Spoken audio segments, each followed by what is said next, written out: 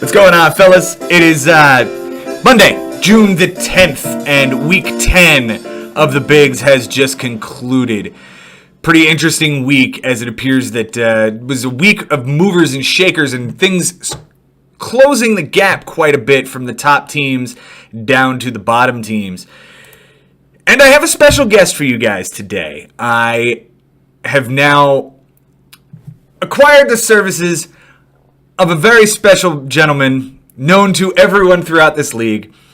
He is our esteemed commissioner and former champion of the Bigs, Ben Nisman. How you doing, Benny? Joe, thank you so much for having me on the show, man. And I wanted to take a minute just to say how terrific it is that you're doing what you're doing with this podcast and with the league. It just gives such an extra emphasis on the validity of it. And I can't express enough gratitude to you for doing it. You help make this league what it is, and I think it gives everybody else that extra competitive edge that they need. I mean, everybody does such a great job working so hard, but this is such an extra element that's so special. So I just wanted to thank you so much for that, man. Oh, you know what, Benny? I absolutely love this league. I am a proud champion of this league, and I wouldn't have this any other way. You know, this is such a deep league. You've put together such an incredible group of managers here, and you know, I wouldn't be able to do this without everybody else, you know, putting in as much effort as they do to make the league what it is. And like I said, I am absolutely a proud defending two-time reigning champion, boys. Come get me. Yeah, no, and a three-time overall. And the feeling's mutual, man. Like, we try to make this league better each year, and we've been successful at it. Sure. So we got a lot to talk about, man. So, absolutely, absolutely. Yeah, let's get us kicked off here. And actually, we're going to be starting with your matchup here against James McCloskey. You doubled him up 14-7. You came into the week undefeated in the last 7. Looks like you extend that to 8. James, though, to his credit, had won 6 of his last 7. So it was a very, very, very interesting matchup. Something had to give here. Close categories this week. James won by an RBI and an error. You won by a loss and a complete game, and you guys both tied with 3 wins. Anything you want to talk about as far as your team is concerned for the week? Anything you missed or anything you want to focus on? The one that bit me the most was the RBIs. As you can see, and as you said, lost by 1, and there were many opportunities to catch and win that RBI category. The one in specific was Tuesday. It was Miguel Cabrera that hit a grand slam, had 5 stakes all day, just sitting on the bench. Yep. And that's the one I point to most. On Saturday as well, it was Domingo Santana that was the odd man out. That was the guy that I chose to sit. He had an RBI double, so could have at least tied it on Saturday. Certainly could have won it on Tuesday with Miggy. I've had a kind of a tough time on deciding when to start, when to bench Miguel Cabrera. His power numbers are down this year, but he's still kicking it with the batting average. So it hasn't been easy, and I've been burned both times. I've benched him, and it hasn't been many. But for 2 out of 3, I believe he only has 3 dingers on the year, and 2 of them he was on the bench for. And he's not a guy that I bench often.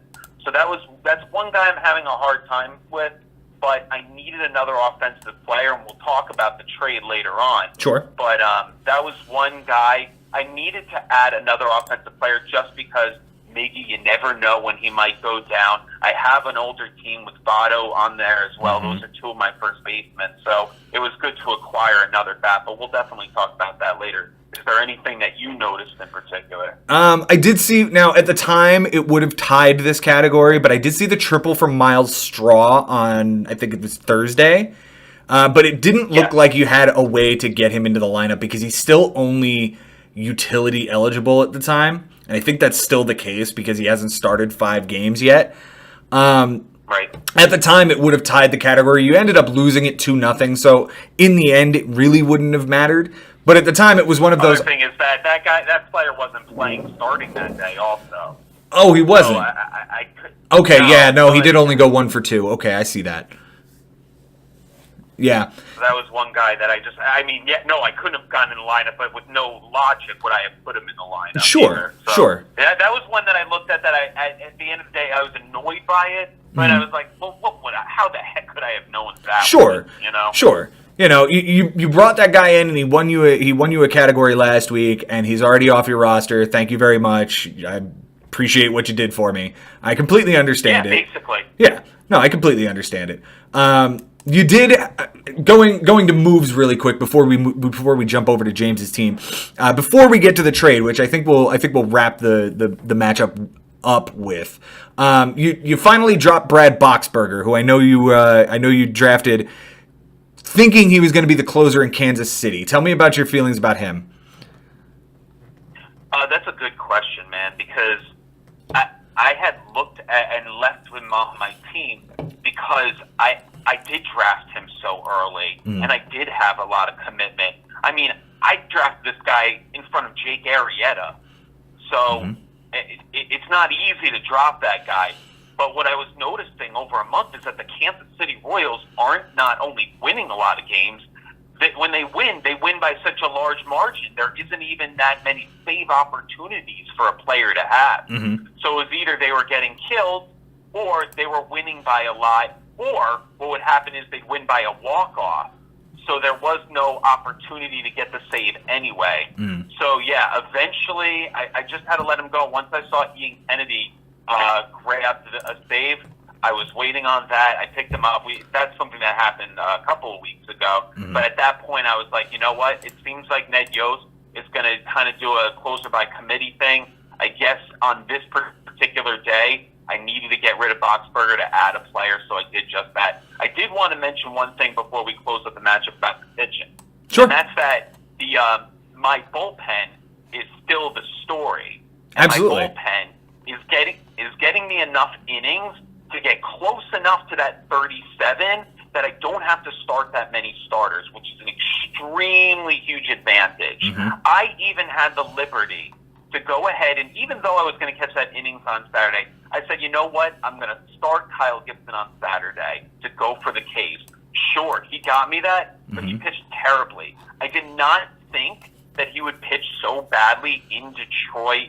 Minnesota's a good team. They got off to the 1-0 lead, and this guy just imploded, and he got the loss, and all of a sudden, after Keller pitched a great game for James, I said, you know what? He pitched a great game, and he lowered his whip big, but I'd have to have a terrible start by Gibson in order to really make whip look ugly and make it close enough that he can win it. And you know what? That's exactly what happened. Brad Keller pitched great for James, but he still got the loss. And then I said, well, I have freedom to pitch this guy and go for the win right now. I'm going to do that. And not only did he not get the win, he got the loss. He pitched like garbage, and it almost cost me. And then what happened with James on Sunday is James made the mistake of pitching everybody, and he gifted away whip, and he gifted away that loss that I coughed up, and then once again my bullpen closed up. Aroldis Chapman comes in to close the game. He blows the save, and then ends up getting the win because the team scores in the next inning, and I get the win and tie that category. That's the big, that your starting pitching can blow it on Saturday, and somehow your bullpen can get the win on Sunday. Unbelievable. Yeah. No, to touch on a couple of those things, the Gibson start, absolutely 5 innings, 2 homers, 8 strikeouts that you really needed, 2 walks. It was a 9 ERA with a 2 whip. It was an ugly start. You know, he gave up a 3-run homer in the second to Jacoby Jones, another homer to Kristen Stewart in the third, and then a single from Harold Castro driving in. Nick Castellanos kind of chased him from the game after that. Yeah, absolutely. Yeah, and it could have gone differently. You know, James's starts of Jeff Hoffman against the Mets in Citi Field was ugly. Drew Smiley in Texas against Oakland was ugly. You know, he got away with an Ivan Nova start. Guys, stop streaming Ivan Nova. It's a crapshoot, man. It is an absolute crapshoot. And then you touched on Chapman. He blew the save, but I don't think that was his fault. Didi Gregorius booted the ball at shortstop in what was only his about third or fourth game back from the DL and kicked it into left field to let the tying run score. If that doesn't happen, Chapman gets you the save right there because there were 2 outs in the ninth and they were up by 1. So if Didi fields that ball cleanly, throws on to first, the game's over, you get another save, which is meaningless. But because of that boot and them scoring in the ninth, you get the win, which changes a lot of this matchup. Unbelievable. Mm-hmm. It's just unbelievable. And the fact that Jeff Hoffman never needed to make the start. If he sits Jeff Hoffman and that Chapman thing doesn't happen, then the whip maybe James wins whip also. Yeah. So that's 4 categories. And absolutely, yeah. Mm-hmm. Just from those 2 things. Yeah. Definitely whip, definitely losses because he took a loss there and he took a loss from Drew Smyly. You take away those 2 losses and he's winning that category 3-2. For his team, he went 9 for 30 on his bench, which is a 300 batting average. He left 5 runs, a double, 2 homers, 7 RBIs, 4 walks, and 5 strikeouts. You know, unfortunately for James, he sort of got dump trucked early. You know, you jumped out to a big lead early on against him. He did get another great start from Hyun-Jin Ryu, who may be the steal of this entire draft when all is said and done. He got a great stream start from Merrill Kelly on Friday, despite leaving Kevin Kiermaier on his bench with nobody in the utility slot. Kiermaier went 3 for 4 with a homer and 4 RBIs. At the end of the day, the homer wouldn't have mattered, and he won RBIs like we talked about. So ultimately, that benching doesn't really matter, but it's rough to see that on a Friday. Moves for him. You know, nothing out of the ordinary. Just like I said, James has been very, very good with his streamers, and it looks like it's starting to catch up to him. I talked to him this morning about that, and he says, you know, for 2 or 3 weeks, it was like everything he could touch was turning to gold. You know, every guy that he was streaming in there, with the exception of like one Matt Harvey start, was absolutely lights out. And this week, it kind of burned him. You know, he got the good start from Merrill Kelly, and he got an okay start from Ivan Nova. But at the end of the day, Jeff Hoffman and Drew Smyly really cost him this week. And it wouldn't surprise me to see him dial that back in coming weeks because of what happened here. For sure. And one thing that's huge about James this year, that you mentioned the streaming, and it's been on, he is... And now that we're through 10 weeks, I feel like, you know, the averages are playing out a little bit more. We can kind of see where everybody is, and he's 8-2 in ERA, and he's 7-3 in WHIP. So that's pretty good in the first 10 to be 8-2 and 7-3 in those 2 pitching categories. That's going to win you in a lot. There's a good chance that you're going to win a lot and not lose a lot. And sure. He's 6-2 and 2 ties in wins, and he's 6-4 in losses. Mm-hmm. So he's and 6-4 in innings pitched. So those are, you know, his pitching has been solid alongside the fact that guys like Hunter Renfroe has really helped him out. Mm-hmm. Joey Gallo, of course, he's hurt now, but you know, we talk about the offense when it comes to James's team. Yeah, absolutely. Absolutely. You know, for a team, especially here in the bigs, you know, you start your rotation, and I don't know about you, but I've always created my roster with as many good, solid starting pitchers as I possibly can. And James is doing almost the inverse of that. He's got 5 guys that he rolls out every week and has a rolling rotation of streamers on the side, right? So it's Ryu, it's Maeda, it's Morton, it's Keller, and it's Sonny Gray, who, by the way, got robbed this week of a really good start. And we can talk about that if you want, but Sonny Gray has pitched a lot better than what his numbers are showing. But those 5 guys are kind of the anchor of James's pitching staff. And you look at those 5 guys, and there's not anybody that jumps out to you before this season where you would be like, oh my God, where's the ace? You know, obviously we're seeing a breakout in Hyun-Jin Ryu, and he's getting, and for the second year in a row, he's getting the best Kansas City Royals pitcher.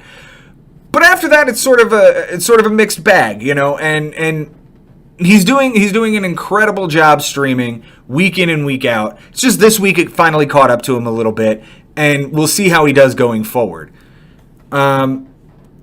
Let's jump to key players for each team, and I think this is a good spot to jump on your Domingo Santana trade, because he was definitely a key player for you this week. Tell us about that trade, Benny. Well, it wasn't an easy trade to make just because, for the most part, I feel like a solid starting pitcher in your rotation is more valuable than a corner outfielder. But you nailed it on the head last week when you talked about Steven Matz, even before the trade went down. So your podcast came out, and it was blasted way before, maybe a full day before the trade went through. And what you said was that Matt is becoming a tougher guy to play for me. I wasn't sure when to start him. I wasn't sure when to bench him. And every time I started him, he wouldn't pitch. Maybe there was 1 or 2 times that he pitched well when I started him.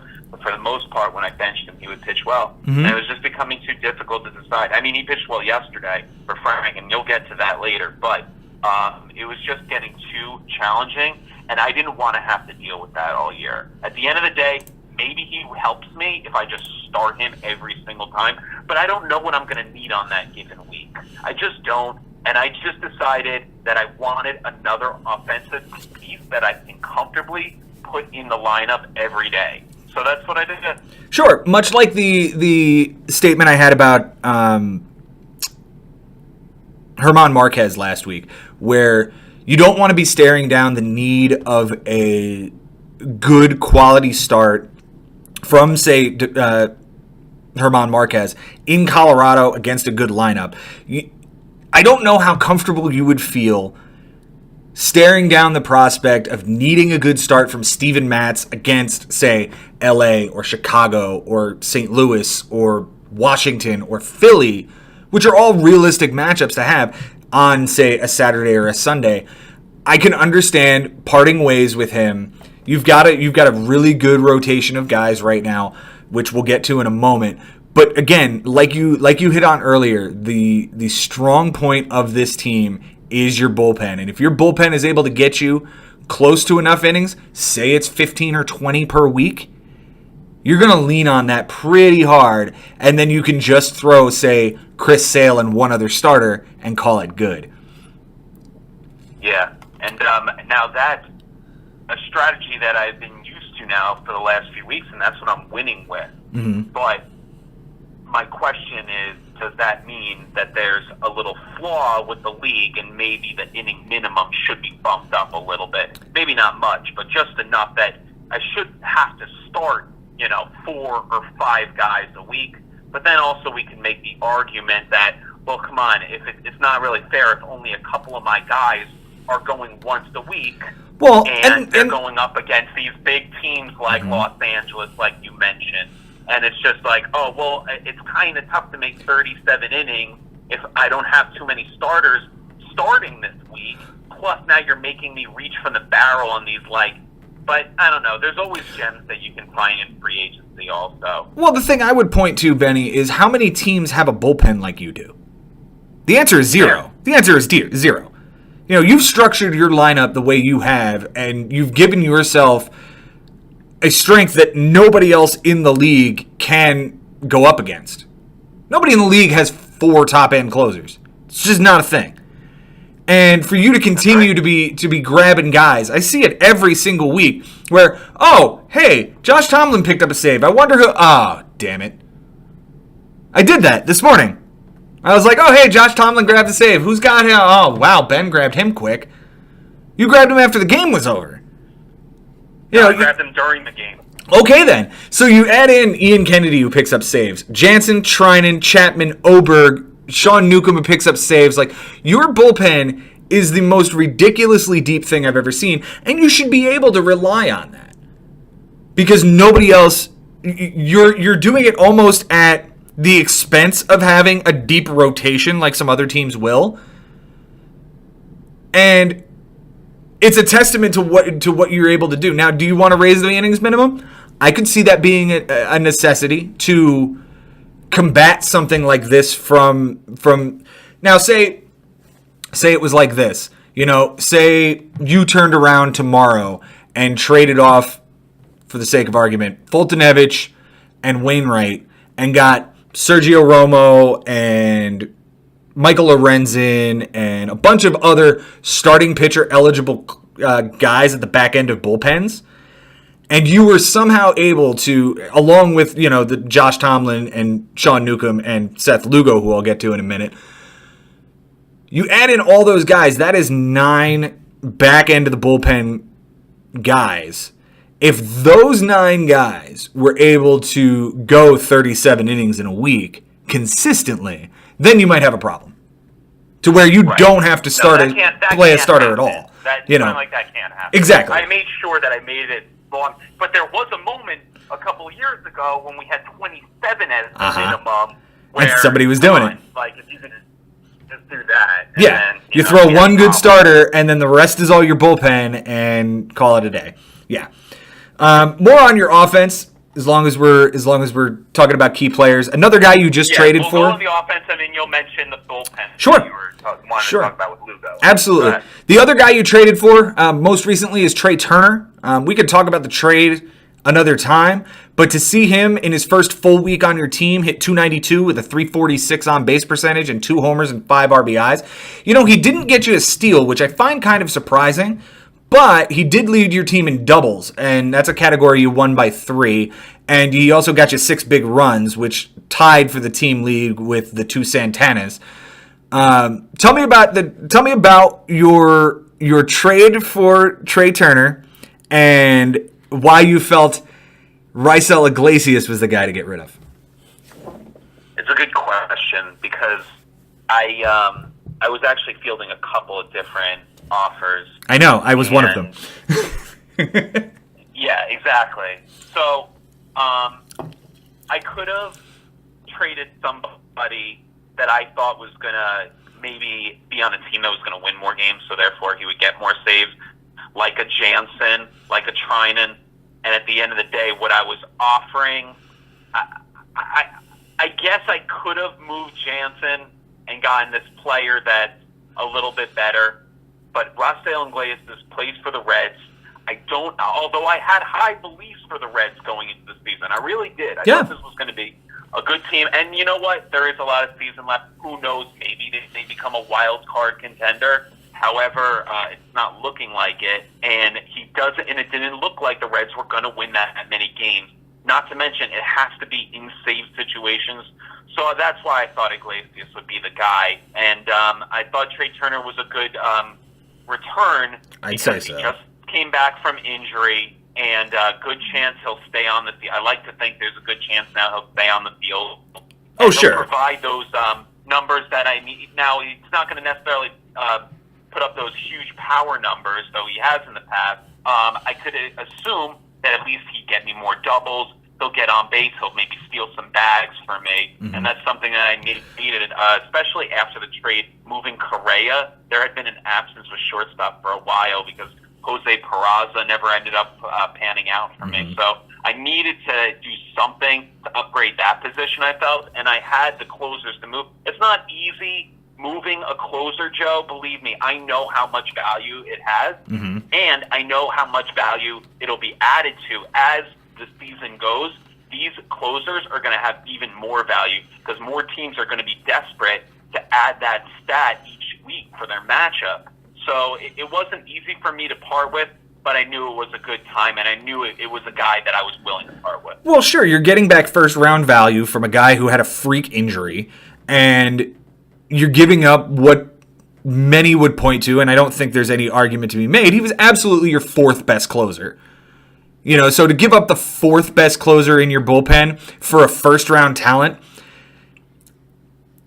some would say, and I'm in that group, that somebody overpaid for your fourth best closer. And if you can get a first-round talent, if you can get a first-round talent in Trey Turner for your fourth best closer, a guy on a middling to bottom feeder MLB team in the Reds, what does that say about the value of guys like Jansen and Chapman and Trinan, and to to segue to another team that may or may not be shopping somebody like Roberto Ozuna or somebody like Sean Doolittle on Bobby's team, where, he sees a trade like that go down. And wow, Ben's able to get a first-round talent in Trey Turner for Raisel Iglesias. Well, what do you think Roberto Ozuna is having a ridiculous season is going to fetch? And I think that oversale or the overpay for Raisel Iglesias has certainly ballooned the market as it is. That I think you're going to be hard pressed to find a trade partner if you're looking to move any other closers, because I don't think anybody's going to pay up more than what you got for Iglesias. Because, as I said, if your fourth best closer fetches a first rounder, does that mean that Kenley Jansen fetches Mike Trout? Not necessarily. I think he could still get a player that's similar to Trey Turner, maybe a little better. Maybe, a JD Martinez is a guy that you could land for a closer or somebody of that value.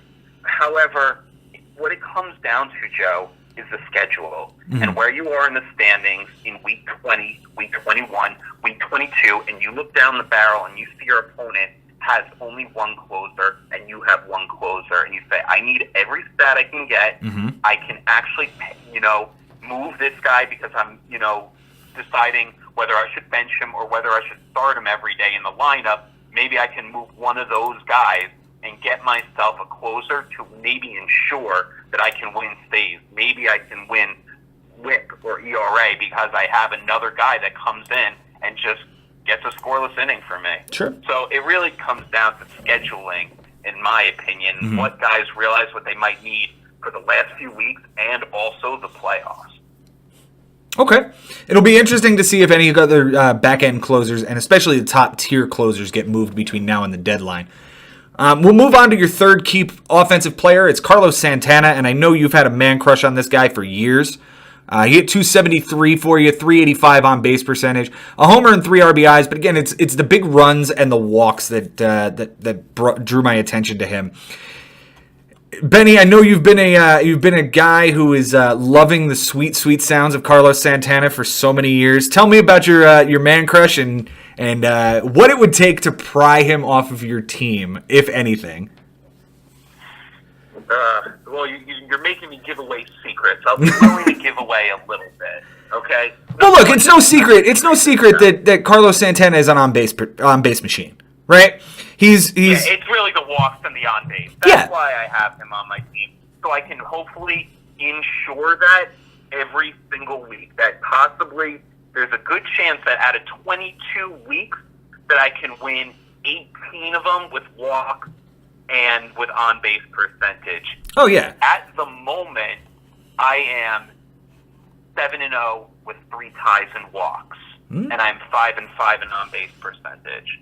So, that's 12-5, and that's not so bad. Yeah, not bad at all. That. Absolutely. And that's because I feel like mostly Joey Votto isn't having the season that I expected in the on-base category. Yeah, he's definitely taken a huge step back. The thing about Carlos Santana, and I love pointing out this stat, is he's one of about 3 or 4 guys that has had more walks than strikeouts the last 3 seasons combined. And he's one of maybe 2 guys, maybe 3 total, that had 100 walks last season. It's like him, Mike Trout, and Bryce Harper all had 100 walks last season. Last year, he only hit 229, but he had 110 walks and only 93 strikeouts, which equates to a 352 on-base percentage. This year, he's obviously upped his batting average, so his on-base percentage is over 400. Every single year I go into the draft going, okay, I have to get Carlos Santana because I know Benji will trade for him. And every year, whatever it is, this year it was the 7th round, and it was 100 overall. Like, I had him pegged for about 125, 130 as far as the pick I was going to use for him. And every year I try to target him, and every year you beat me out to him. So maybe I just need to stop targeting him and just allow this to happen. Or just reach for him earlier. I guess I thought going 125 after a winner. down season was a smart move. I'm like, okay, 125 is set 8th, 9th round. Seems about right to me after 229 batting average for the season. Like, he had a really bad year last year, and he still walked 110 times. In any event, let's go ahead. No, I was going to say that for me, at least, he's good for 100 walks every year, and that was just something I couldn't ignore. That he gets the 100 walks, and that he keeps his strikeouts under 125. I believe the average on strikeouts in the league has gone up in the last few years. I think in about 2014, when I started taking Carlos Santana every year, league average in strikeouts was 125. It might have moved up a little bit in the last few years. We know strikeouts have moved up in baseball in the last few years. So he's good to not at least be under that 125 for me. And those are guys that I tend to target. Yeah, he's only ever struck out more than 125 times once in his career. That was in 2011. The last 3 seasons, he's struck out less than 100 times, and he's on pace this year. It looks like he's on pace this year to strike out more than he has the last couple of years, but he's got as many walks as strikeouts this year at 44 apiece. Let's move on to your pitching stats here. As far as your key players is concerned, man, how good does that trade with Frank early this season look when Chris Sale goes out and gives you a complete game shutout with 12 strikeouts? Benny, tell me about Chris Sale this season. Well, no, you nailed it on the head. This might have been the best pitching performance all week. We'll get to many more later. Sure. But this guy I had to go for it. It seemed like the right team to face, and he did it. And yeah, the trade is looking great, mainly because it seems like Gausman that was one of the guys that I moved in the deal. He hasn't really turned out to be much. He's actually been very disappointing for the Braves. Has gone down and up with the minor leagues.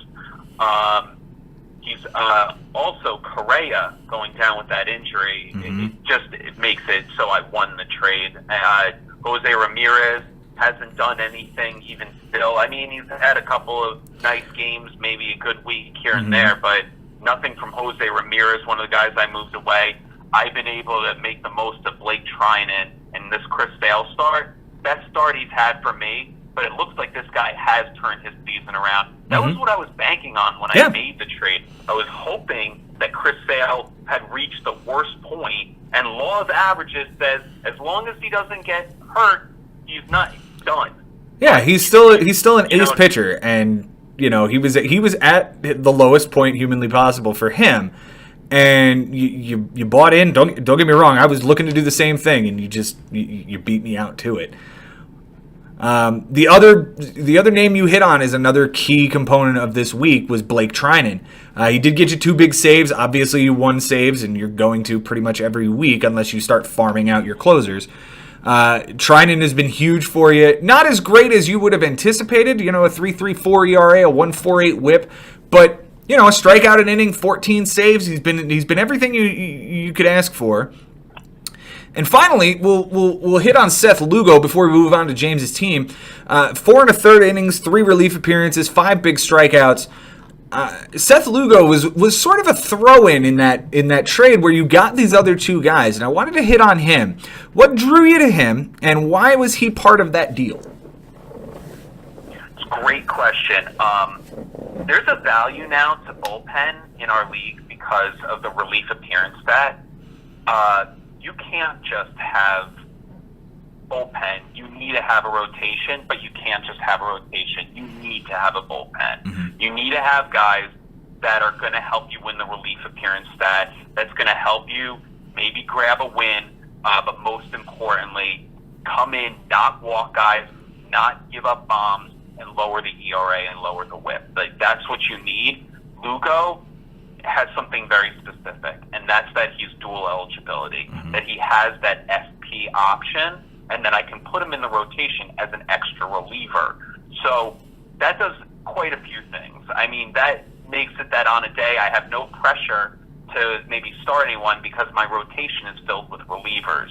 Lugo's been solid, and because he has that SP option, and I can put him in the rotation as an extra reliever, he has value to me. All those relievers that do, like Mike Lorenzen, like Josh Tomlin, like Sean Newcomb on my team. Mm-hmm. These guys that have this SP option and can be in the rotation helps you win relief appearances. Right now, I am 10-0 in relief appearances in 10 weeks. So I know I'm doing that right, and I know Lugo's been a big part of it since the trade. Absolutely, absolutely. You also failed to mention Ian Kennedy, who is also on your team with SP eligibility. Let's jump over to James's team. Looks like his offensive players for the week. We're going to go to Jean Segura first. Really great week from him. 333 with a 381 on base percentage. He did have it looks like one of the 2 triples this week, along with 2 doubles, a run scored, 3 RBIs, 2 walks, and 2 strikeouts. Jean Segura has been really solid for James, hitting atop that Philadelphia lineup with all of those big boppers behind him. Just kind of surprising to see that he's not, I don't know, when you think of the top shortstops in the league, his name never seems to come up, but he's a guy that you can really rely on year in and year out anymore to get you, close to 100, if not 100 runs, hit 10 or 12 homers, drive in some runs, but really stealing 20 bags every year is a really great asset from him. The other name that came up this week, you mentioned it already, it's Jose Ramirez. Ramirez got him 2 steals for the week. It was the only 2 steals in the matchup. And, for what James paid for the I think it was the 4th overall pick this year. Yeah, 4th overall pick by you. He gave up Jonathan Scope and Julio Teheran. Now, granted, he's buying extremely low on Jose Ramirez, but it looks like he's starting to turn a corner. He's got his average up over 200 now for the first time all season. He hit 200 this week, 3 RBIs, the 2 steals, and the 2 runs I spoke about. On a team with, and especially on this team where he's got so much offense in Joey Gallo and Cody Bellinger and Yandy Diaz has been big for him, and CJ Cron has been big for him. If Jose Ramirez could turn this around and eventually, and even be 60% of what he was last year, because you're not expecting a 40-40 guy at this point. But if he can be 60% of that, if he can be a 20-10 guy the rest of the way, that's a huge asset. To add in the fact that he's going to get Gallo and Judge and Stanton back here in the second half, this team, he could run away and hide with his offense, or trade off a piece to try to go get a closer like we talked about. Finally, the third member of James's offense is CJ Cron, like I spoke about. CJ Cron is suddenly having a career year. He's hitting 277. He's got 14 homers, 43 RBIs. This week he hit 300, got on base 364 clip, a homer and 5 RBIs, 3 big doubles, 2 runs scored. It helped James certainly win RBIs, as like I said, he had 5 big ones. Anything you want to throw in there, Benny? Jean Segura, Jose Ramirez, CJ Cron. On 2 of the 3, one being Jose Ramirez, the 2 steals, he's the guy then you can look at to winning James one of those categories, because you never know at the end of the day how many he might need to get that 5 or even get in the playoffs because it's still early. So Jose Ramirez did get a couple of RBIs there. That's all he needed to win that category, and of course the steals. On Jean Segura, this is a special player, and I did try trading for him when we talked about the different shortstops that I was trying to move closers for, and at the end of the day, we couldn't make it work. But this is a guy that is such a special player to me because he lost his unborn child. He tried to bet on himself on a contract and didn't have a good year, so then he had to take a lower-end deal, but still just fought it out and played as hard as he could. So he's a really hard-nosed player and pretty special to have on the team, on the Phillies in particular, that have a really nice lineup. Even with Andrew McCutchen going down, they add Jay Bruce.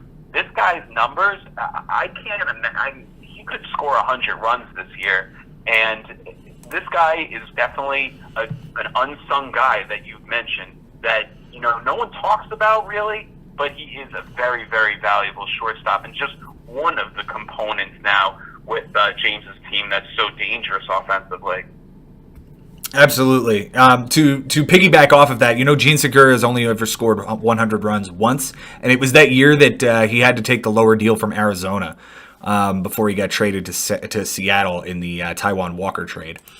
Moving on, it looks like we could take a look at what happened on Sunday. It looks like James took RBIs and errors really late in the week to make it 12-7 because 14-7 because it was 14-5 coming into Sunday, and it looked like a pretty big blowout.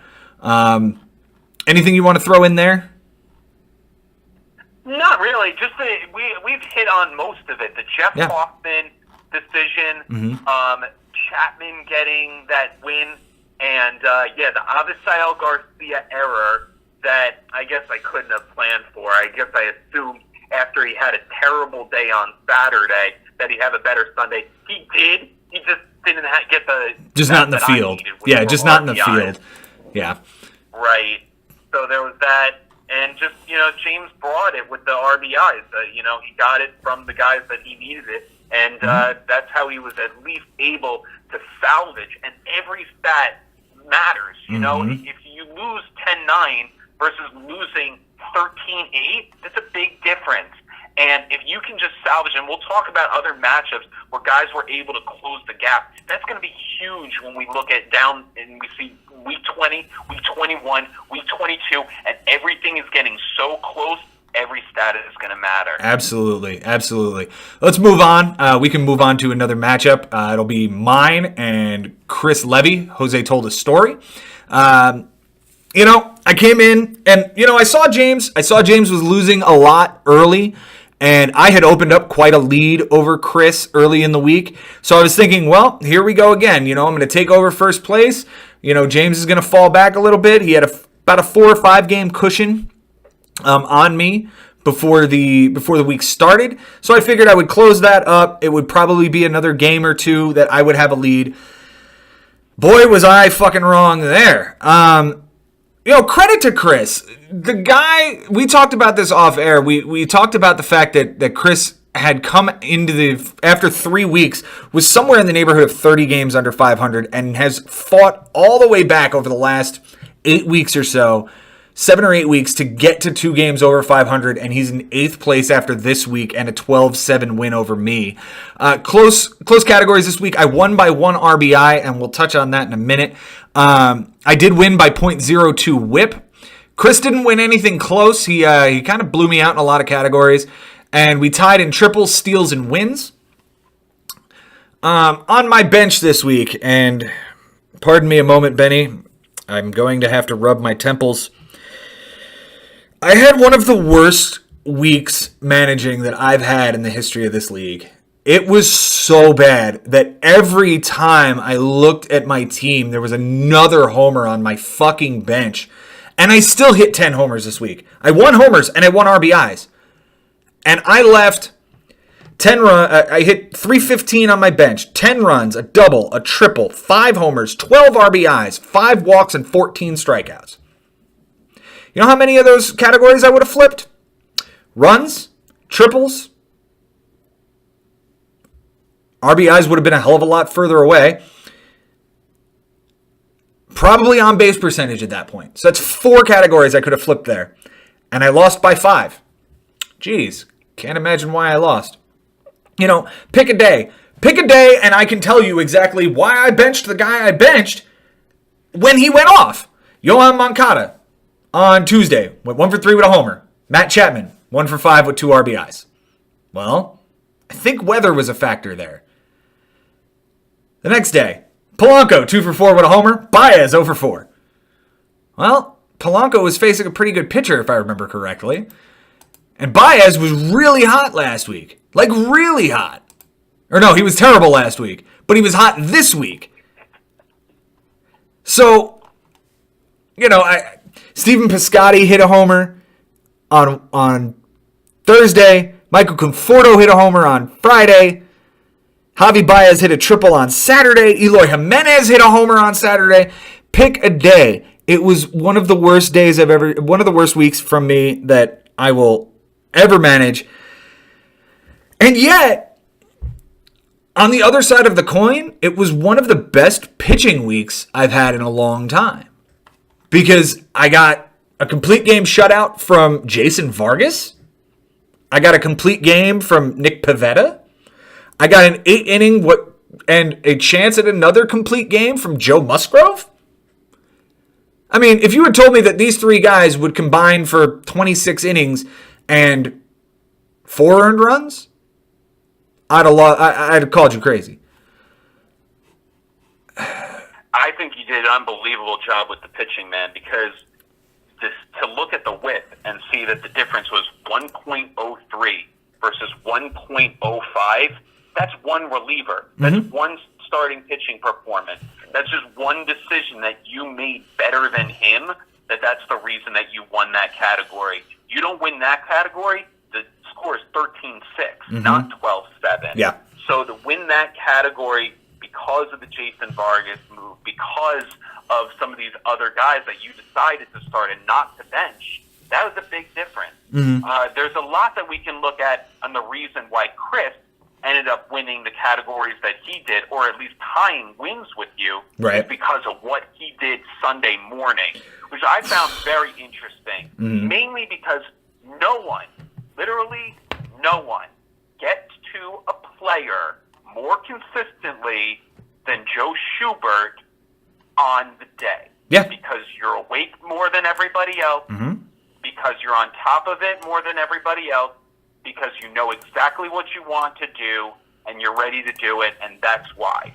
However, on this given Sunday, a very, very rare thing happened in which this guy may have beaten you to the punch. And go ahead. I will give Chris this much. Every single week, I see his name pop up around midnight.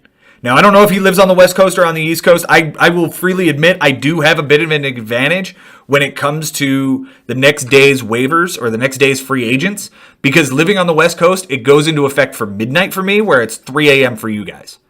And working graveyard shift like I do, midnight is, noon for me.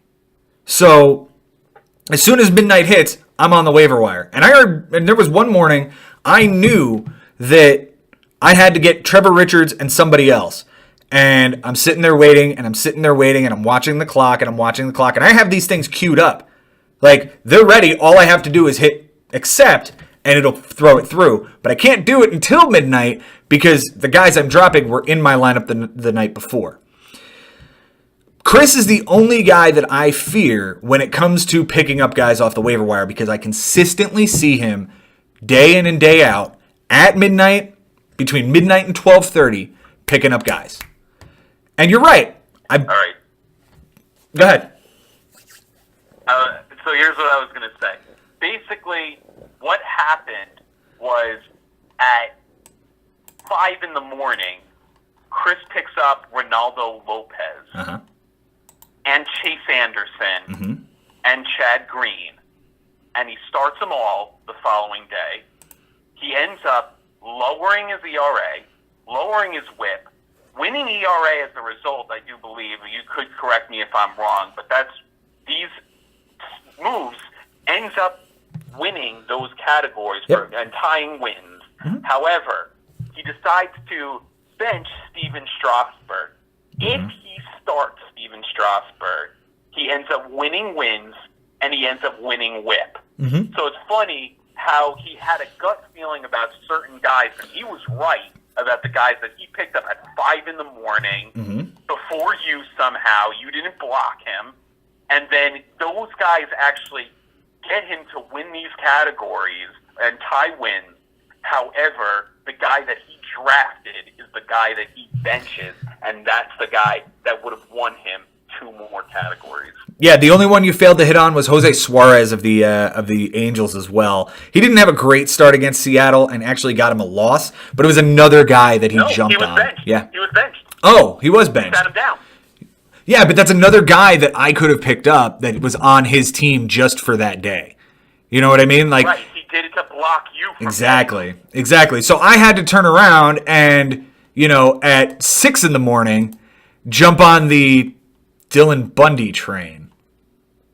Which, oh, God, Dylan Bundy, he's been good for the last month or so, Like, he didn't give me a bad start either. He gave me 6 innings and 2 earned. But, like, I still have a ridiculously sour taste in my mouth from this guy from last season. I drafted him last season. And I think he went out and, like, without getting an out, gave up 10 earned runs and, like, 4 homers. And it was one of the worst starts in the history of baseball. But I had to jump on that train. And I had to, it was between him and, like, Drew Smyly. Those were my options on Sunday because Chris got to these guys so early. And you're right. It gave him ERA. It gave him strikeouts. It gave me walks. But, he totally could have started Steven Strasburg and really screwed me over. Credit to him. And I messaged him, last night after the week had ended.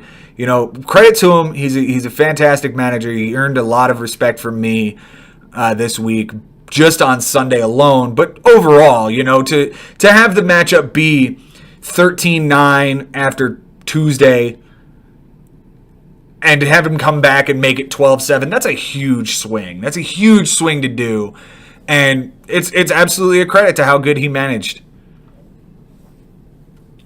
And he's somebody that turned an 18-0 loss around to being now over 500. Absolutely. I mean, I didn't see it coming. Mm-hmm. I thought if one manager is going to be able to do it, he's one of those guys that could do it.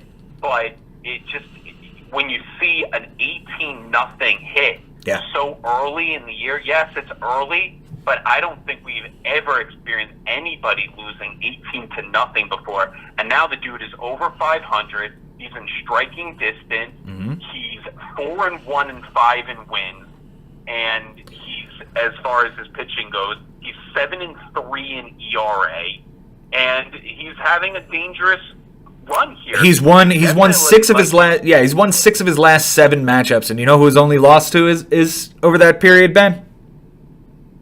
Myself. It's you, who's, by the way, since we didn't hit on it, you've won 8 in a row, or you're undefeated. You're undefeated in the last 8. Yeah, you've had a couple of ties in there. Chris had a great week on his bench too. Like he managed his offense just as good as he did his pitching. He went 8 for 37. That's a .216 batting average with only 2 runs, 2 doubles, a homer, 4 RBIs, 2 walks, 8 strikeouts, and 2 errors. Across the board, I mean, he only hit .239 for the week. His whole team only hit .239 for the week. But he scored 35 runs. His team is built around around Trevor Story and around guys who get on base a lot, but a lot more on guys who score runs and guys who steal bags. Trevor Story, Jose Altuve, Dansby Swanson's a good example. He does have a few big boppers in Dan Vogelback, and I mean Trevor Story counts as that too. He's brought in Hunter Pence, although it looks like that train is starting to derail. But by and large, this guy's built a solid team that's going to score a ton of runs. If we could jump to key players, or do you have something to add to that? Well, what I will say is that he's got a couple of guys that you never actually expected to have really excellent seasons. You mentioned one of them, Trevor Story. Mm-hmm. The other guy, Eduardo Escobar. Absolutely. I mean, this guy has been something else, and he's got 2 positions, third base and short. So he's been able to plug them around on days when Trevor Story has been off. Just also Hunter Pence, unbelievable season so far. I don't think anybody expected Hunter Pence to come back and be on pace for well over 100 RBIs this year, back to 30 home runs. Yeah. And how about a .284 batting average? I mean, talk about a guy that decided to change everything about his swing, change how he prepares. Mm-hmm. And now Hunter Pence is one of the more dangerous guys in the American League right now. He's really helping the Texas Rangers out a lot, too. Mm-hmm. And, this guy is 36 years old, but, now pitchers, they kind of have to change their game plan now when they're facing him. And it's a must-play for Chris, for now at least, that he has to plug in Hunter Pence every day in his lineup. Oh, and I can totally see him getting traded to a contender at the deadline, getting some prospects back to Texas for him. As well, he's probably going to be an all-star for Texas. He certainly deserves it. Jumping to key players. Again, it's Trevor Story week in and week out, although this isn't exactly the overall huge week from Trevor Story that we've seen in the past. But the reason I highlight him is because he had 4 doubles, and Chris won the doubles category. He led the team, 4 doubles, 4 runs, an RBI and a steal, 3 walks, 9 strikeouts, a .250 batting average, a .333 on base percentage. He certainly is the star of this team, with Jose Altuve down. His second round pick was Trevor Story. So the other big name that I don't think we've highlighted yet, and I don't think anybody's really thinking about, it's Howie Kendrick. Where's this guy come from? Another guy who was kind of on the scrap heap as far as free agents are concerned this year. He's hitting .327 with 11 bombs. Like, where did he come from? That Washington suddenly got themselves, again, a possible all-star in his late 30s here. Thoughts, Benny?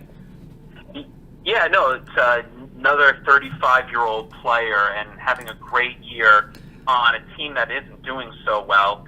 And I think maybe it just might be because Howie Kendrick is not the guy you expect to beat you, and therefore he beats you. Mm-hmm. And you got to throw the pitches to somebody. And Howie has always been a professional at bat. He works the count. He fouls the ball off a ton until he gets his pitch. And he's a pesky hitter. Mm-hmm. He's not. 11 home runs is shocking as heck. But the .327, that's something that I would somewhat expect as long as he would get the at-bats.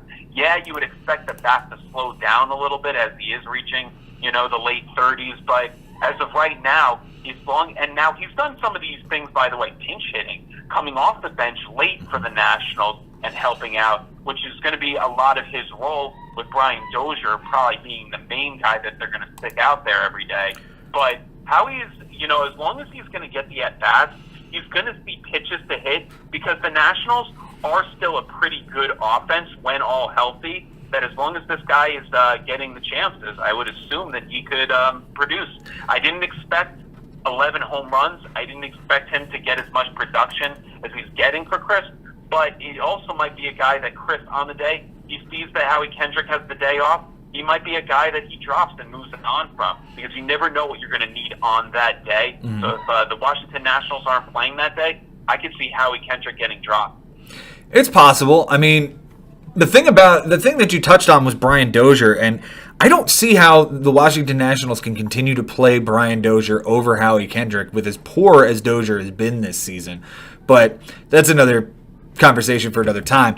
I think it's more about money. There's a money commitment to Brian Dozier. Sure, but in that vein, then okay, you play Howie Kendrick, you get his value up, and you trade him at the deadline, and then you can play your really expensive 1-year guy in Brian Dozier before you bring up whoever, Carter Kieboom, to play second base. The final offensive piece that we'll hit on from Chris's team is Dan Vogelbach. Every single week I see Dan Vogelbach do well.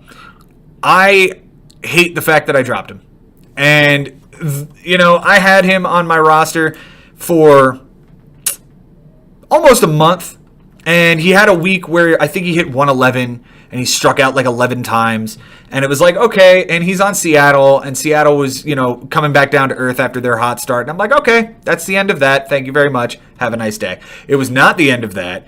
He's got 16 homers and 37 RBIs on the season.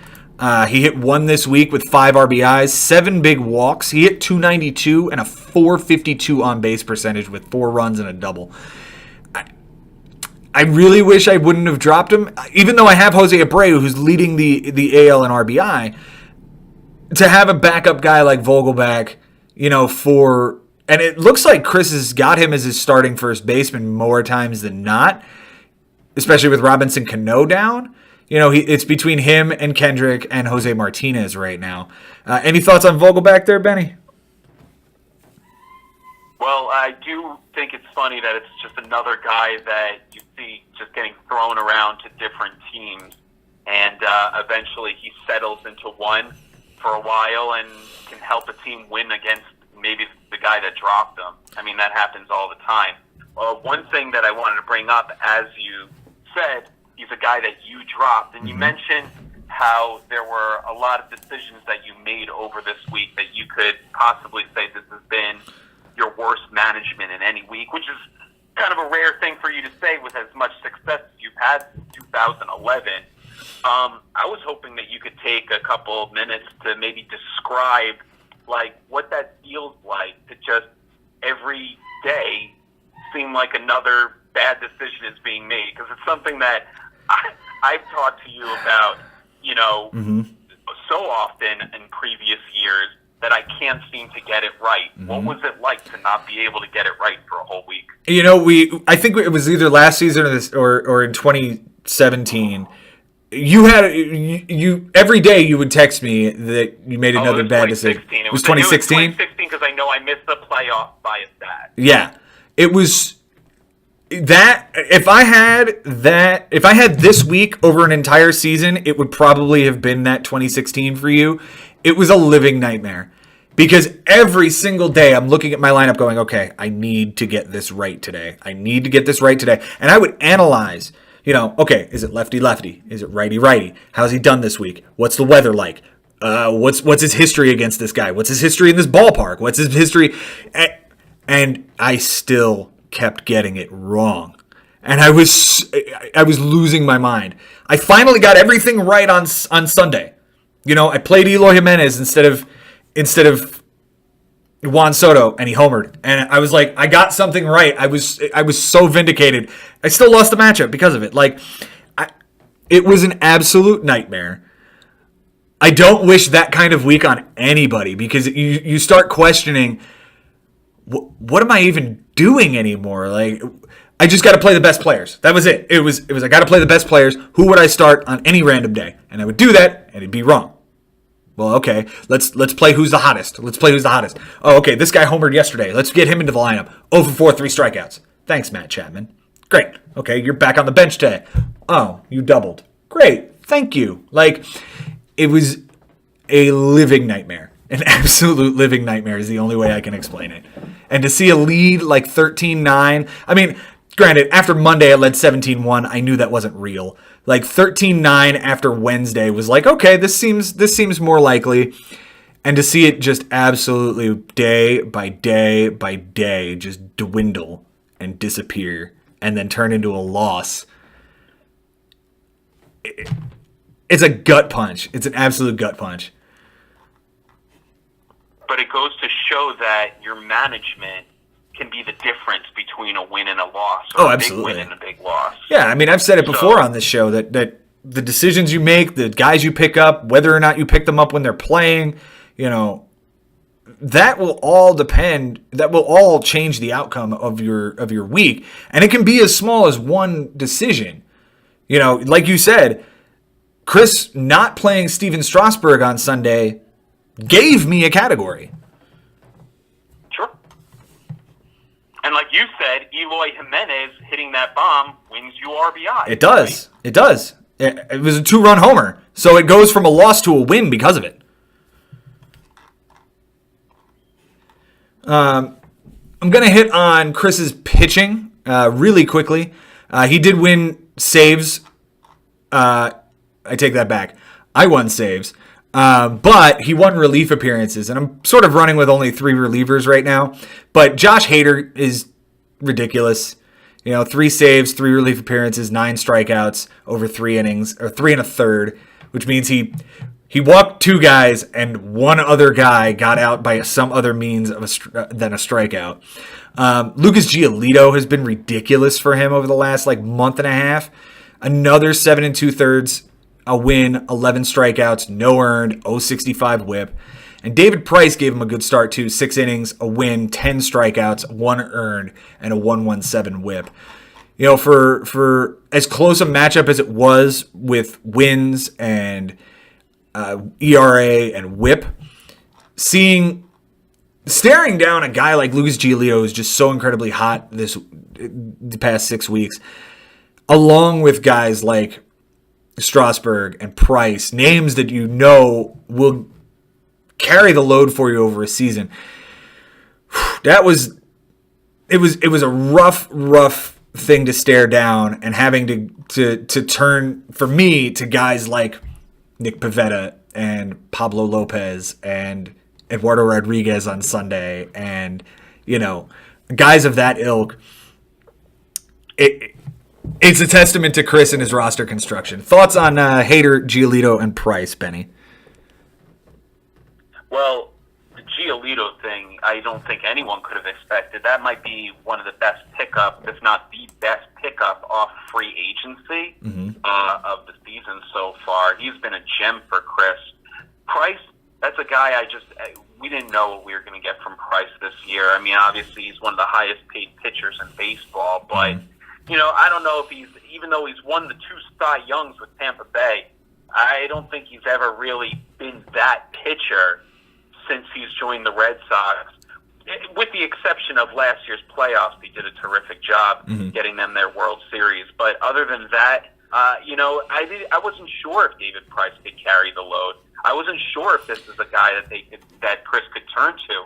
But since the Red Sox have turned it around, Price has been in the middle of it, and he's been terrific. As far as Strasburg goes, well, it's a guy that, even though he's a guy that Chris texted me when he had that start early in the week, and he said, I think Steven Strasburg just cost me my week. And I said, Chris, he didn't pitch great, but firstly, he got to win. He got to win. And secondly, it's so damn early in the week. We just don't know. Yeah. There's so much that can happen. And like you said, you looked at Wednesday and you saw the score, and I always say the scores don't ever really matter to me until we're playing in Friday, because there's so much that just is accumulation, and that your week is won and lost in the weekend. If you win Friday and Saturday and lose Sunday, you'll typically win the week. Yeah. If you win Friday and Sunday and lose Saturday, you'll typically win the week. Not every time, but over 90% of the time. Yep. As far as Chris goes, though, those pitchers are absolutely a huge reason he's been able to turn a season where he was over 20 games under to now a couple games over. And he's a very dangerous team right now, especially because the momentum he has personally. I mean, he's pumped up right now, and he wants blood. So who's ever facing Chris right now, I don't look forward to that matchup. I was happy I got out of there with a 12-9 win with how hot he was playing, how good his offense was clicking. But now this is a team that you really have to worry about in the future. Well, he's got one more top contending team. I mean, he just ran the gauntlet of you, Bobby, me, and now he's got Jason, all top six or seven teams. And then after this, his schedule gets pretty light. Haber. It gets pretty light. Mike Haber. It's no. It's Ari, it's Mike Sherman, it's Uncle Barry, and it's Andy Solar Greco, and it's James Santangelo. His next 5 weeks after this week. It gets pretty light after this. It's light as far as record. It's Sure. not light as far as manager. Yes, that's what I was alluding to. It's guys at the bottom of the standings. It's not indicative of who they are as managers. It's more indicative of where they are in the standings. Yeah. We can move on to Chris to my offense real quick.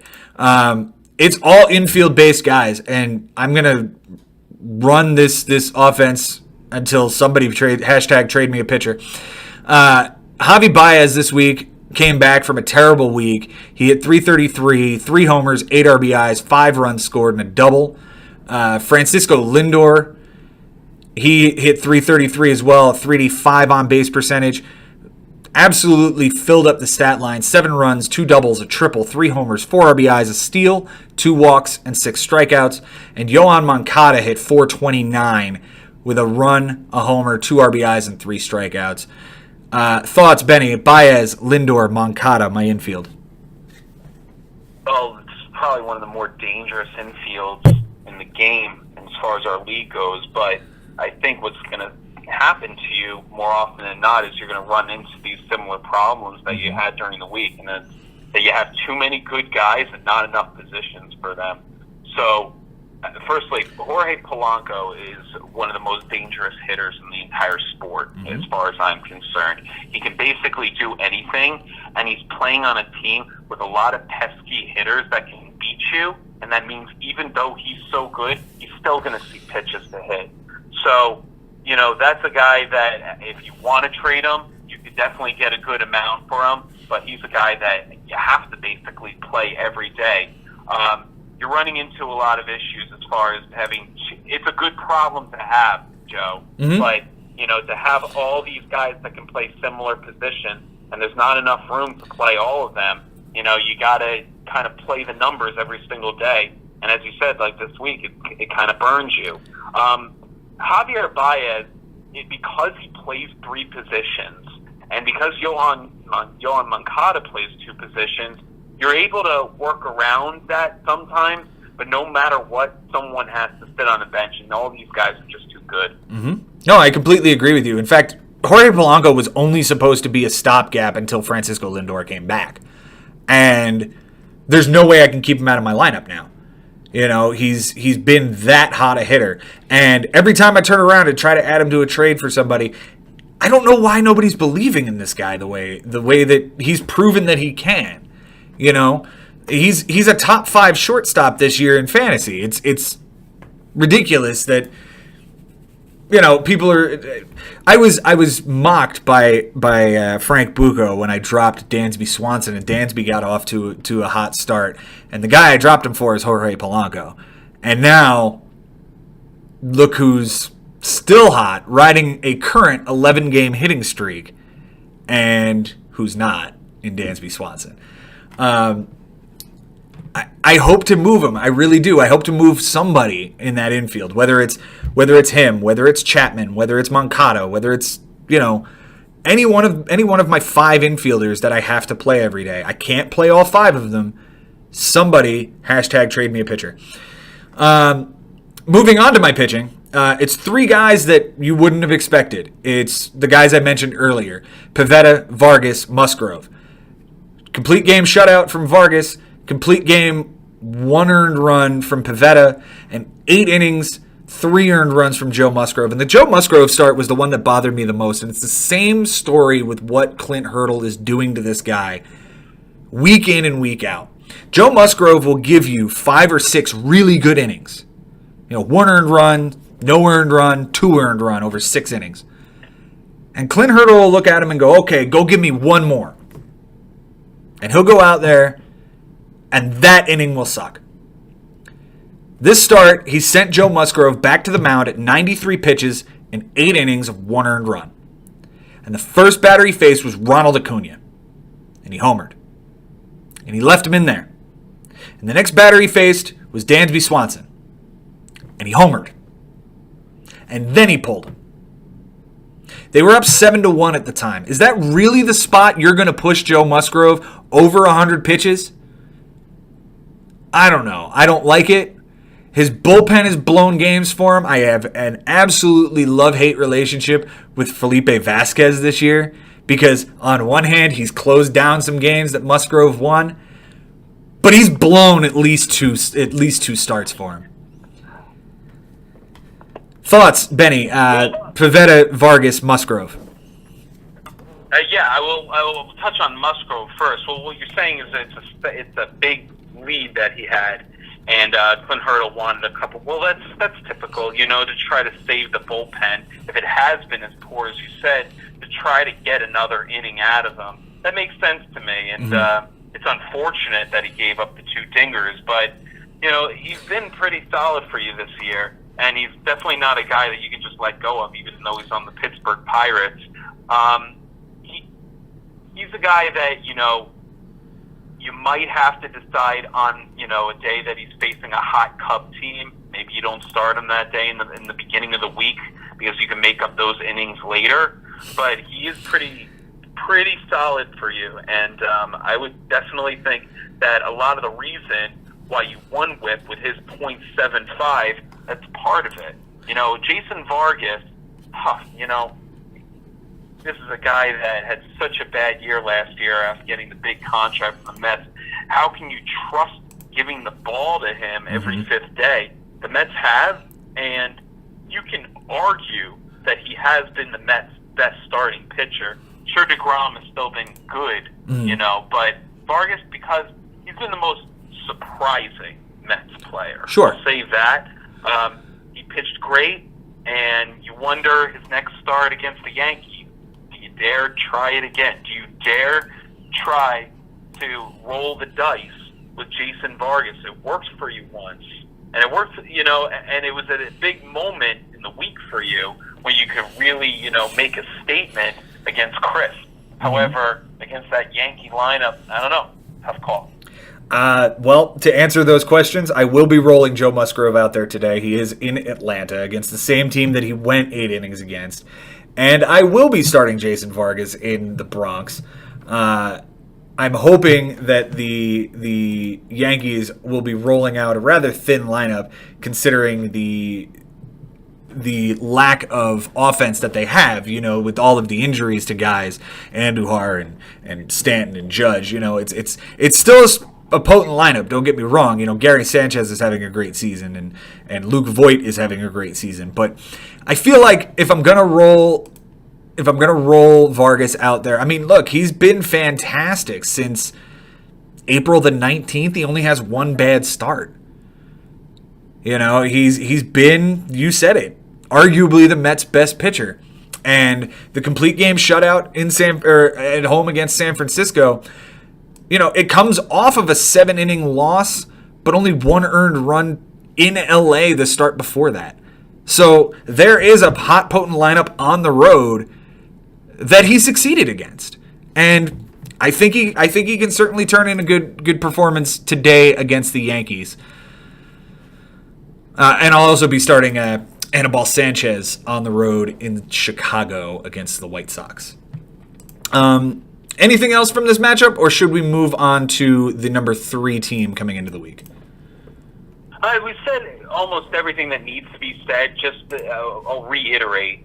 2 guys that just kind of played fantasy chess for a whole week, and it was just a pleasure watching a great battle between 2 smart baseball minds. Chris Levy gets the win, but it certainly could have been worse, and that's a testament to your management as well. As bad as it was, there were some elements of brilliance from both of you. Well, I appreciate that, Benny. Let's move on to the number 3 team coming into the week, which was Teoscar named Desire Mike Haber, who took on Angels in the Troutfield Bobby Russo. And just like the top 2 teams this week, in myself and James McCloskey, the number 3 team also took a loss here, and Bobby gets a 12-8 win. Mike had won 3 of his last 5, and Bobby had lost 2 in a row. He had only won 12 categories over the last 2 weeks. He had hit quite a bit of a rough stretch here, but pretty much dominated this matchup from beginning to end.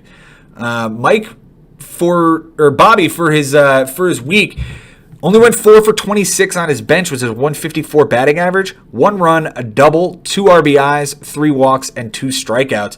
Obviously, the run would have won him runs for the week. They tied there. They tied in triples.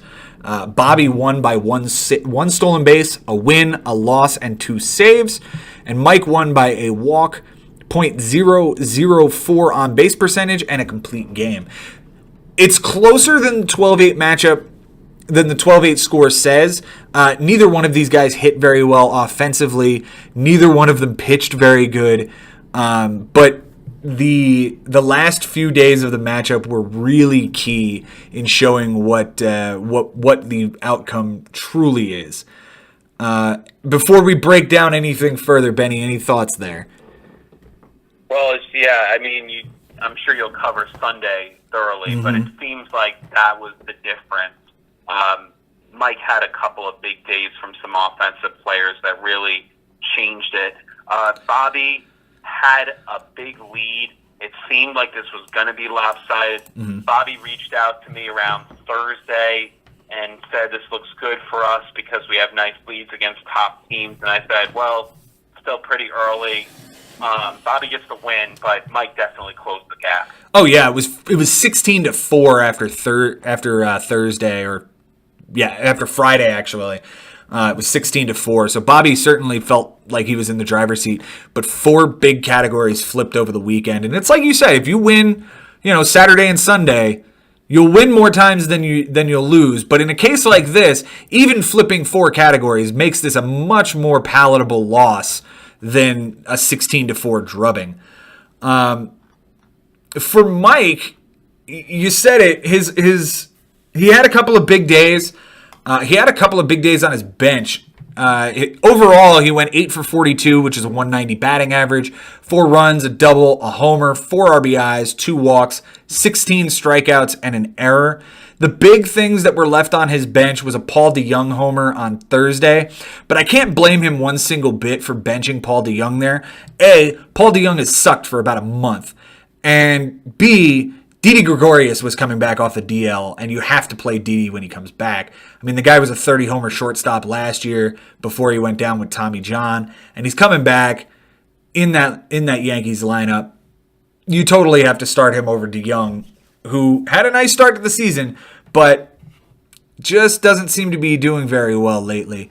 The other big game was a Michael Chavis, and Michael Chavis is another guy. Great pickup when he was hot, but he's sucked for a couple of weeks now. On Saturday, he went 3 for 7 with a double and 2 RBIs, and Cesar Hernandez went 0 for 4 at second base. I don't blame Mike for not starting Michael Chavis there. Like I said, he's sucked for quite a while now. And Cesar Hernandez batting at the top of the Philly lineup now with McCutchen down certainly makes that decision a lot easier. But in a matchup where a 211 batting average and a 295 on base percentage wins those categories, and they won him for Mike, but for a matchup that is that razor thin and that, for lack of a better term, poor as far as an output is concerned, having those things on your bench is certainly difficult to look at when you're down 16-4 and 15-5 like Mike was. Thoughts on DeJong, Didi, Chavis, and Cesar Hernandez, Benny? Well, these are all guys that, it's tough to know when they're going to have their great game and when they're going to have their 0 for 4. It's just, you're kind of playing the guessing game and playing by the numbers. But when I look at Sunday and I see that somehow he was able to pull out walks and on-base percentage, and I'm looking at the fact that he decided to sit Chavis, who went 0 for 4 with 3 strikeouts, and that's a guy that has first base eligibility, second base eligibility, and third base eligibility. The other guy he benched, Eugenio Suarez, 1 for 5 with an RBI and a strikeout. Now, why is this significant? Because the guy that he did choose to play was Justin Turner. Justin Turner went 1 for 3 with a walk, and he did play Cesar Hernandez. That's the other guy that's very significant. 0 for 2 with 2 walks. 2 walks. And a 500 on-base percentage. Why does that matter? Well, let's say he decides on this day to sit Cesar Hernandez and to play Chavis. He would have, instead of having the 0 for 2 with 2 walks, he would have had an 0 for 4. That means that Mike would have lost walks instead of winning walks. Because he won walks by 1, and he got 2 from Cesar Hernandez. Exactly. So he gets 2 from him. He got 1 from Turner as well. But if he plays Chavis instead of Cesar, instead of Turner, then he also loses on base percentage. So by everything that we look at on what he did, and maybe he could have won a couple more categories throughout the week, his Sunday kind of makes up for it because he made the right decision and he had a 1 for 10 on his bench on Sunday. Sure. The only thing I would disagree with on Sunday was starting Drew Smyly. I mean, I'm sure he was chasing ERA, he was chasing wins, he was, chasing a lot of things.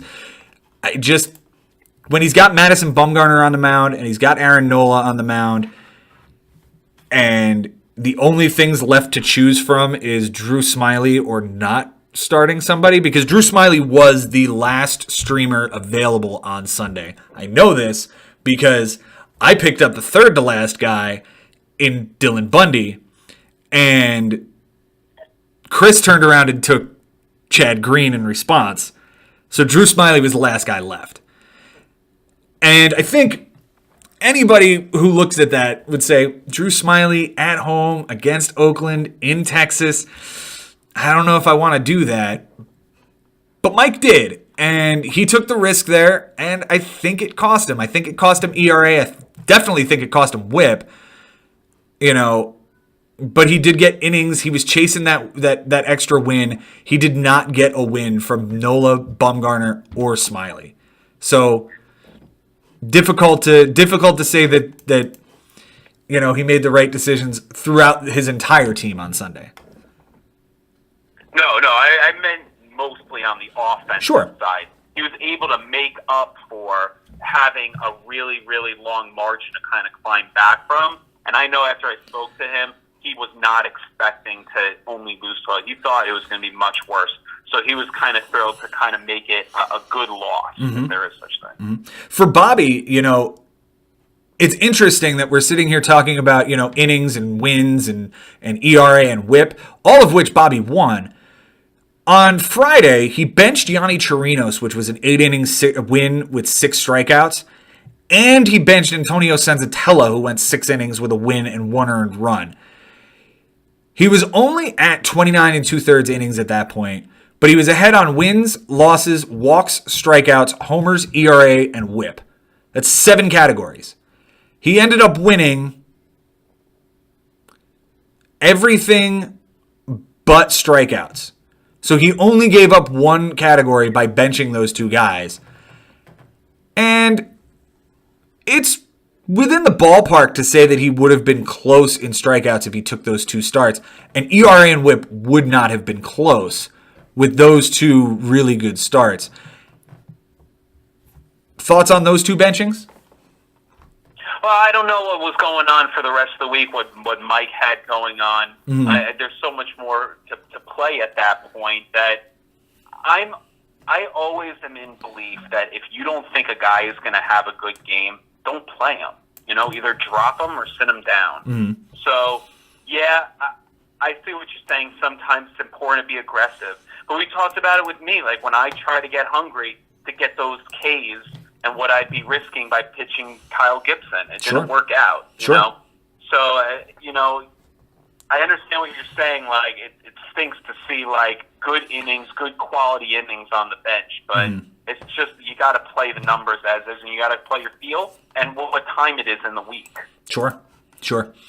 Let's jump to key players for this matchup. For Bobby, it's the MVP candidate I keep fighting for. It's Josh Bell again, man. 4 doubles this week, 4 RBIs, 3 runs scored. He only hit .235 this week with a .300 on-base percentage. But again, Bobby's whole team only hit .199, so it's going to be difficult to find a guy who's really hitting at a high clip for the week. Bell, has really led the charge for Bobby offensively. I mean, aside from Mike Trout. Secondarily, it's Will Myers. Will Myers with the 4-position eligibility is huge. He had a homer, an RBI, a steal, a double, 4 runs scored, 5 walks. He hit .200, but had a .360 on base percentage. And finally, it's his backup center fielder and could be a starter on anybody else's squad. It's Lorenzo Cain. Again, .227 batting average you don't like, but the .346 on base percentage is where it's at. 4 walks, 3 RBIs, a steal, and 4 runs scored. I highlight those 3 guys over a guy like Mike Trout, who had a really good week, because Bell led his team in doubles, and Bobby won doubles. All 3 of them had a decent run total, and he tied in runs. And Myers and Cain specifically had 2 steals, and he won steals by 1. Those 3 guys, your thoughts? Bell, Cain, Myers. Well, firstly, the guy that you keep talking about, Josh Bell, just an unbelievable season so far. I mean, we knew that he was going to be a great prospect. I didn't think he was going to pan out this soon and how great he's been.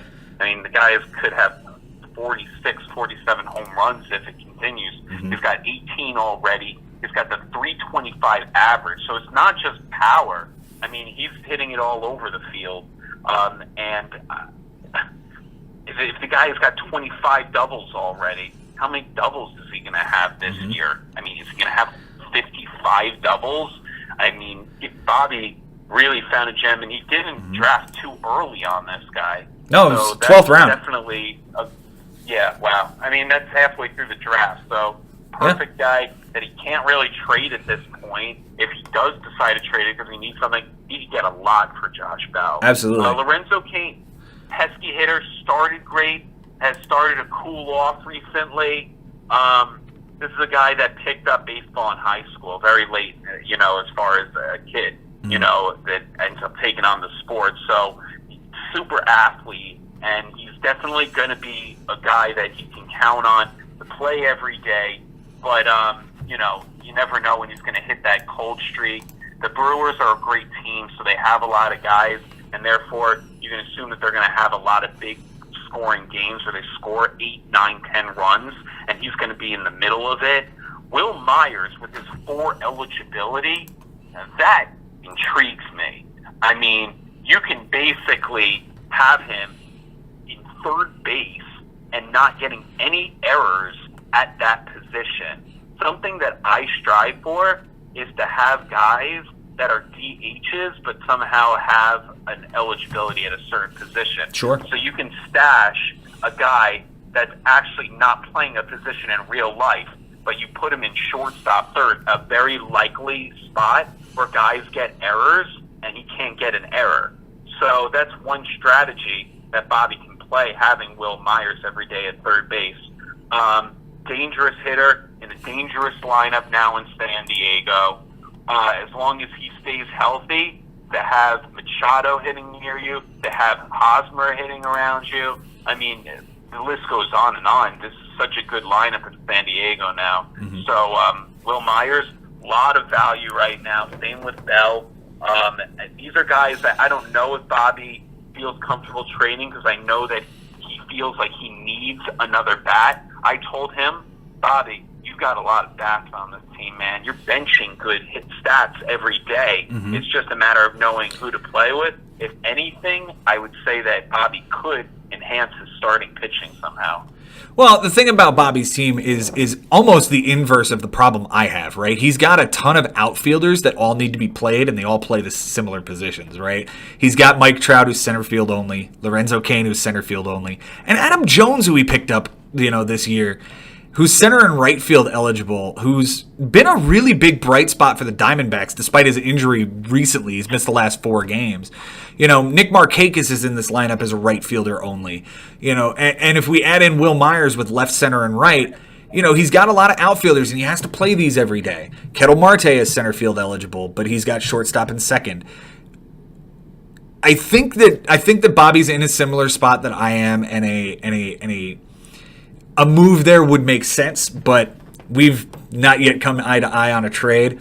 But I do agree with you in the sense that, Lorenzo Cain is definitely a guy that he's going to have to rely on. The only concern I have with Lorenzo Cain isn't batting average, isn't on base percentage, because he's proven year in and year out that he's a 300 hitter and gets on base at least a 350 clip. But the thing that interests me, and is something that maybe we can discuss. He gets a ton of runs. He scored 85 in 2017. He scored 90 last year. But he only drove in 38 runs last year.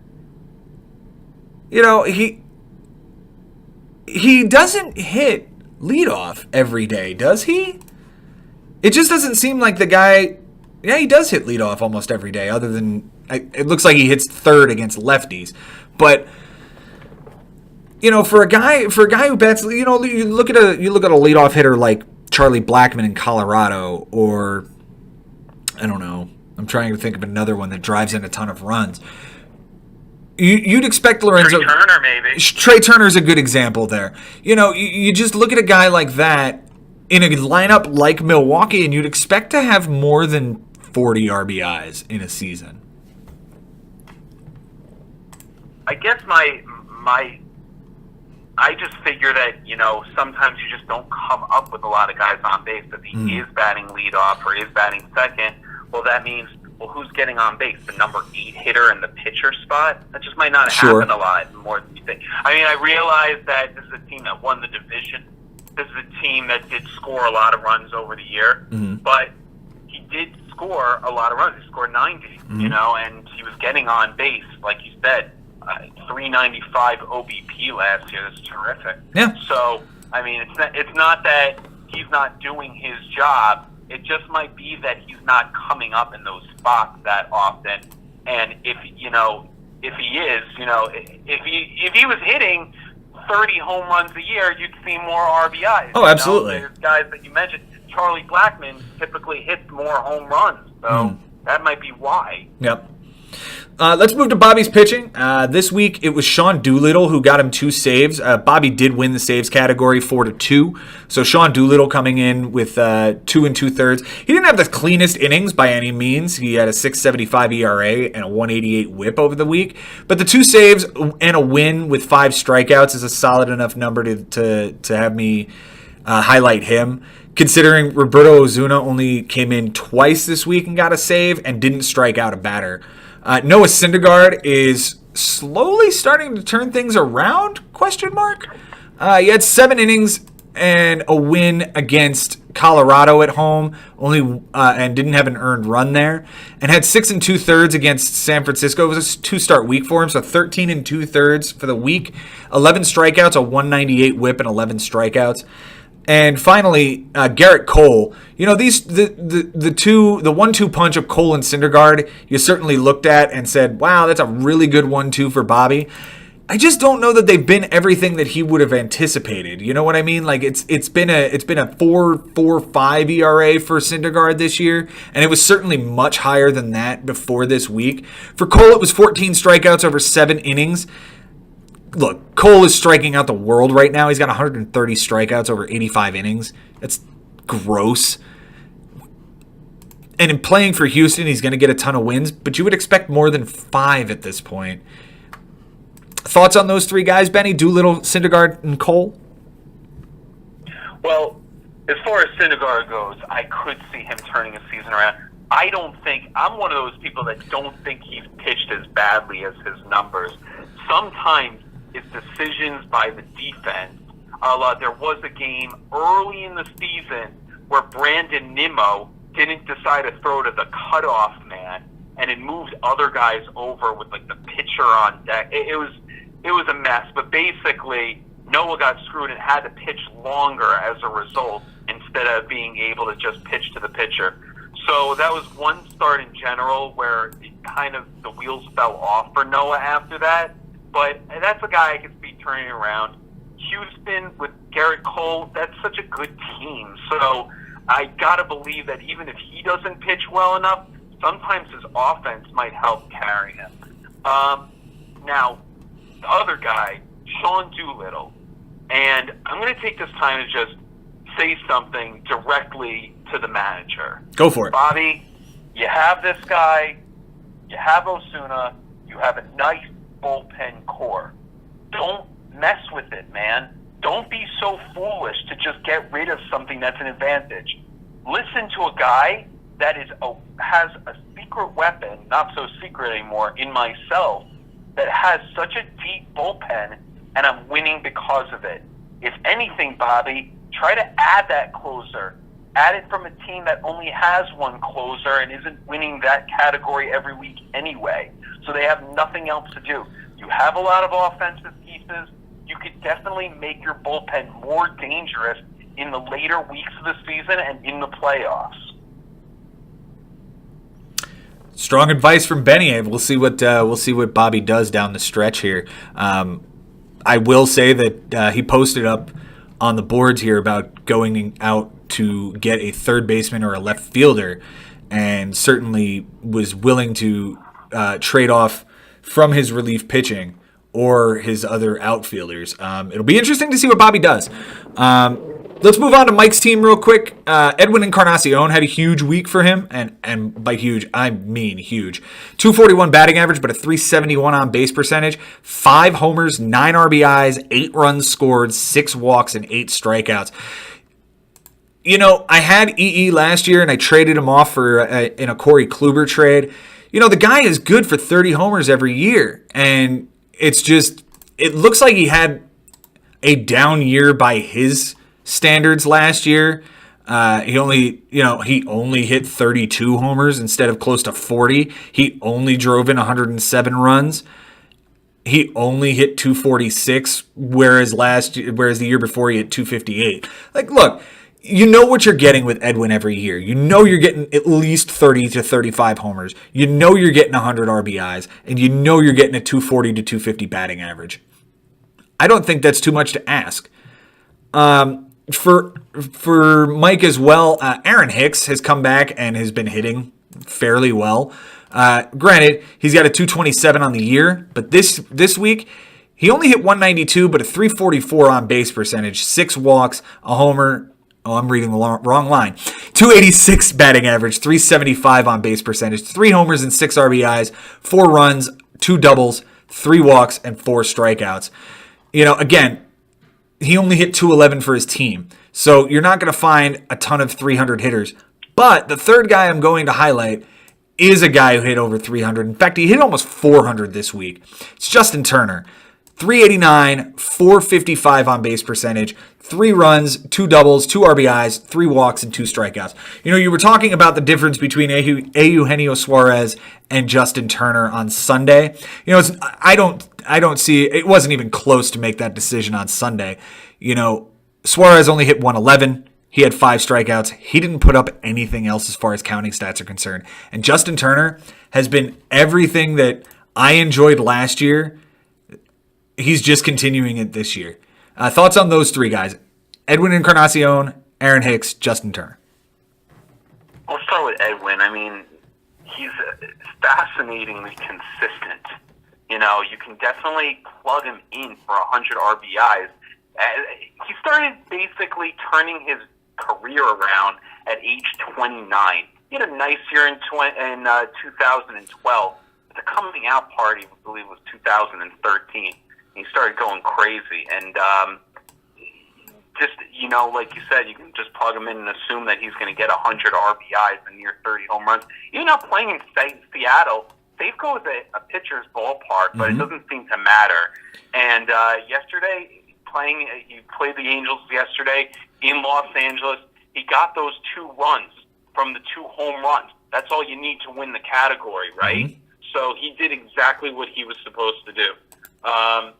Eugenio Suarez, I mean, this guy is amazing, though. I mean, the year, sure, he's not doing what we all expected because he has had such a good career so far. But, I mean, he still has 14 dingers, Maybe the average, it could go up a little bit, but the guy is still on pace for 100 RBIs. He's on pace for 30 homers, and he's on pace for about 85 runs. So it's not a guy that, is so easy, would be so easy for me to bench every day, And as far as Justin Turner goes, I mean, the legacy continues with Teen Wolf because he's, the Mets basically released the guy. He did. And he did. He's becoming one of the most dangerous third basemen in baseball since 2015.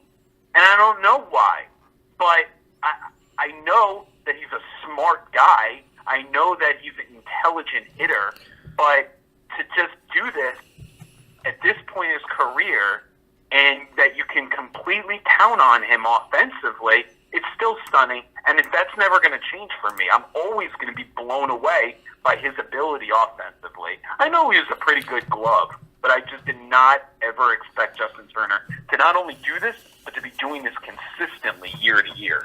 Yeah, the only thing I'd be concerned about with Turner is health. I mean, he hasn't played more than 130 games but once since ever. That was 2016, his coming out party when he hit 27 homers and 90 RBIs. He played in 151 games. Otherwise, his career high is 130 games. And, it's nice to have that backup in Eugenio Suarez and Michael Chavis to a lesser extent this year for Mike. We'll move on to his pitchers. I hit on 2 of them already. It was Aaron Nola and it was Madison Bumgarner. The third one I'll talk about really quick is Adrian Sampson. Complete game, 1 earned run, 7 strikeouts. The start was at home. It was against Oakland on Saturday, it looks like. Thoughts on those three guys, Nola, Bumgarner, and Sampson? Well, as far as Bumgarner, this is the guy that we're going to assume gets moved, and maybe to the New York Yankees. Not on a good team right now. Is suffering losses because of it, as he did yesterday. Still a guy that you got to throw every 5 days. I mean, if he's starting on your team, unless it's late in the week where you're just thinking you have nothing to gain by starting him, you got to start him every day because he's a left-hander. He throws off a lot of lineups, and he's still, a solid pitcher. And he's definitely playing for a contract right now. That's a big thing. When a guy is on their walk years, they tend to have great years when they start to bet on themselves. So look for him to get traded at the deadline. The Giants basically have to. I mean, there's no point not to trade him. So he has to get moved. It's a matter of which team's going to want him, what the Giants are going to want back for him. That's hard to say. I would assume more pitching prospects. But Bumgarner, very dangerous pitcher still. Got to throw him every day. This guy's Sampson. I mean, I don't know where he came from. He's definitely not a guy I knew about. Maybe I've heard the name before, but I'm just stunned by the numbers, especially an American League team having to face those lineups every day. There's a lot of very deep offensive lineups, especially in the AL West. And I'm impressed that this guy has kept his ERA under 4. He's not an ace, but he's definitely a number 3 or arguably a number 2 starter. In the bigs, this is a guy that if they're playing at home, if they have their deep lineup, the Rangers have a great lineup themselves, you got to think that this guy can get you the win that day. Because right now, Texas Rangers are not just an automatic loss. They are going to win some series with their bats. And this guy, if he can just get the ball to the 7th inning or the 6th inning and let the bullpen help out when they have a lead, this guy's going to get some wins. So not a guy that Mike can drop, and obviously a surprise. Yeah, I mean he's won his last five starts. 5 1/3, 5 1/3, 5 innings, 7 innings, and now this complete game. He's dropped his ERA over that time from 5 1/4 to 3 3/4, and it's pretty indicative that this guy is trending in the right direction, and it's quite a find for Mike. The one thing you did hint at, and I think we need to hit on, is the Sunday decision making from both of these managers and how it affected the outcome from 15-5 that it came into the day to 12-8 where the matchup ended. Bobby on Sunday offensively went 7 for 35. Mike went 8 for 36. Now that doesn't sound like a whole lot of a difference, but when you factor in that Mike had 6 walks and Bobby had 4 walks, Mike was able to flip walks and on base percentage, and that certainly changed things from one score to the other. Pitching wise, did Bobby bench players or did he just not throw them? Is my question on Sunday. Well, I know Bobby reached out to me very early in the day, and he was unsure what to do. He was really he didn't know how Mike was going to play his guys, and I think he kind of just based it off that. And so it looks like Bobby went 21 1/3 innings, a win and a loss, a save, 2 homers, 5 walks, and 19 strikeouts with a 4.22 ERA and a 1.08 WHIP. Mike went 20 1/3 innings, so they were battling over innings there. He got 2 losses, no wins, 5 homers, 7 walks, 19 strikeouts, a 5.75 ERA, and a 1.28 WHIP. Bobby certainly had the better day, but it looks like Mike flipped a category, and I'm not sure I'm finding where it is. It's WHIP? It's gotta be. No, he lost WHIP. Oh, you know what it was? He got the complete game. But it wasn't on Sunday. Huh. Where is this flip stat? I don't see it. Well, either way, I should say that Bobby, was trying to be very careful and play as conservatively as he could, and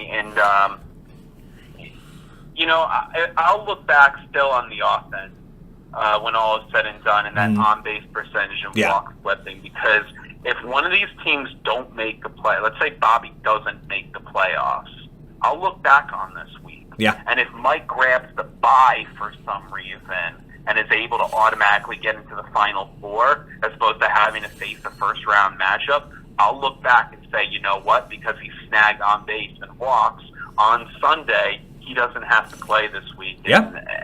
That's huge. It's huge. It absolutely is. I think we'll move on from there. Really good matchup, though. Both these managers are incredibly talented.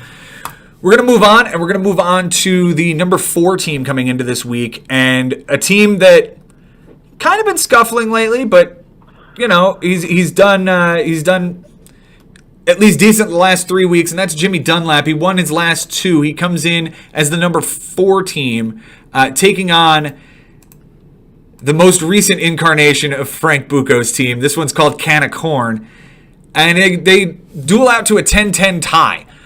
Jimmy didn't win anything close. He sort of, other than nope, he didn't win anything close. Frank won by 1 triple and 1 homer, and they tied in runs. We'll go with Jimmy's team because he was the higher seed. He went 10 for 26 on the bench. That's a .385 batting average with 6 runs, 3 doubles, 3 homers, 9 RBIs, a stolen base, a walk, and 8 strikeouts. Those bench stats would have won him runs, homers, and RBIs if he had played all of them. Of course, we're not going to expect that. But, Pedro Strop came back from the DL and got a save on the bench because he hadn't activated him. Scott Kingery homered on the bench on Tuesday as well, and Max Kepler went 0 for 4 with 3 strikeouts. I'm not sure if that was immediately following the 3-homer game that Max Kepler had, or if that was before that. And the only other thing I saw was Jacoby Jones went 3 for 4 with 2 homers and 5 RBIs on his bench, and David Fletcher was in his lineup and didn't play in left field. Anything you saw this week offensively from Jimmy that stands out? Oh, you named them all, but I will say that those bench stats that you just mentioned are kind of devastating to listen to. Mm-hmm. To look at the fact that they tied in runs, that he lost in homers by 1, and that he lost RBIs by 4. Like you said, you can't expect to get them all right, but I feel like all he needed to do was get 50% of those wrong decisions correct, and it would have changed a whole lot. Specifically the Jacoby Jones start, right? Because if David Fletcher is out of the lineup, yeah, maybe that game has already happened, but maybe you get Jacoby Jones into the lineup and hope that the Angels lineup comes out early enough that you can get Fletcher back in if that's who you really want to play.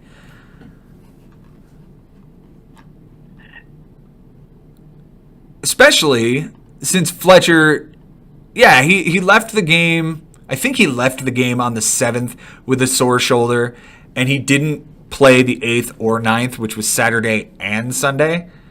So, the kid's hitting solid, but it just sucks to see Jacoby Jones' homer on the bench.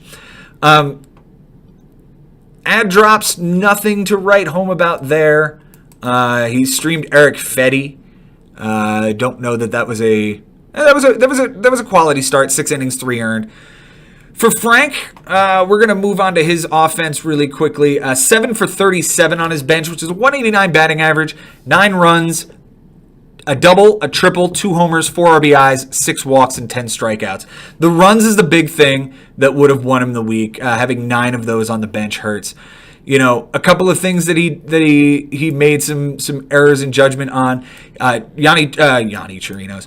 Robinson Chirinos homered on his bench on Tuesday, and Christian Vasquez went 0 for 4 at his catcher position. Also, Mitch Haniger went 1 for 2 with a homer, and Jorge Soler was at his utility spot. I had talked to Frank sometime midweek last week, and I asked him, I said, why did you add Jorge Soler? Like, you just traded off Domingo Santana, and Jorge Soler's like kind of the same guy, as well as there's a bunch of similar dudes on this roster as well. Nick Castellanos, Jorge Soler, Domingo Santana sort of falls into that realm. If you want to throw in, Haniger and Jake Marisnik and Adam Frazier and all of these guys he's sort of sliding in and out of his lineup, they all seem like the same guy. And maybe if he was just patient with one dude at a position, it might work out better. As well, on Thursday, it looks like Vasquez tripled on his bench. Vasquez's triple, though he won triples, would have made it much more secure. Chirinos did homer and score 3 runs. So it's really tough to say that was a bad call. I'm not going to say it was, because the runs helped him get that tie and certainly would have changed the outcome. Thoughts there, Benny? Any of his offensive moves? Yeah, the Jorge Soler move I'm going to have to defend. Okay. Because it's still a nice player to have. And, yeah, like you said, he ends up winning home runs by 1. He ends up tying runs.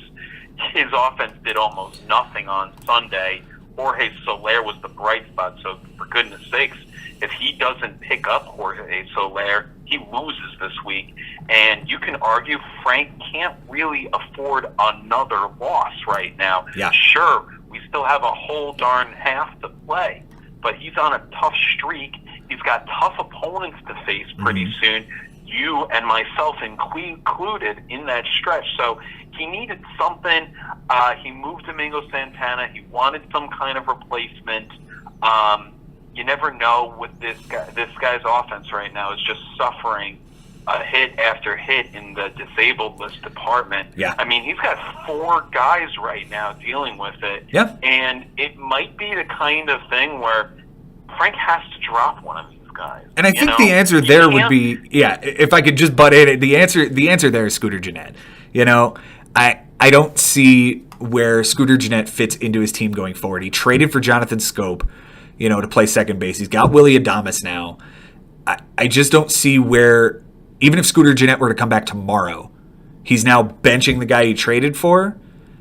Hunter Dozier has been really nice for him. Mitch Haniger and his exploded testicle have been really, really have been solid for him in center field. And Carlos Correa is a top 25 player overall. So you don't drop him. The answer is Scooter Gennett. And who knows whether this groin injury is going to be something he can play through. He didn't invest anything but a waiver wire pickup for Scooter Gennett when he had nobody on the DL. It's almost like Scooter Gennett brought the DL juju to his team. And, hopefully he gets Hunter Dozier back quickly, from his chest injury. He's just got a weird set of injuries that have happened between, the Correa massage and the Dozier chest injury and now the exploded testicle from Haniger. I'm going to keep saying exploded testicle so that everybody can enjoy that visual. I think the drop is Scooter Gennett, though. It's tough because, that might not be enough. Even if he does shed that, it's still a couple of wasted roster spots. So right now, maybe he needs the relief appearance on that day. Maybe he needs the innings and has to pick up a probable starter. And it just stinks to look at a team that's dealing with this many injuries because it hurts. Yeah. And every one of almost every fantasy team, I can't say every because I don't want to generalize, but almost every fantasy team deals with injuries. So it is always, I don't believe in it as an excuse. There's plenty of guys in free agency to find and that can help you win a championship. It's just the truth.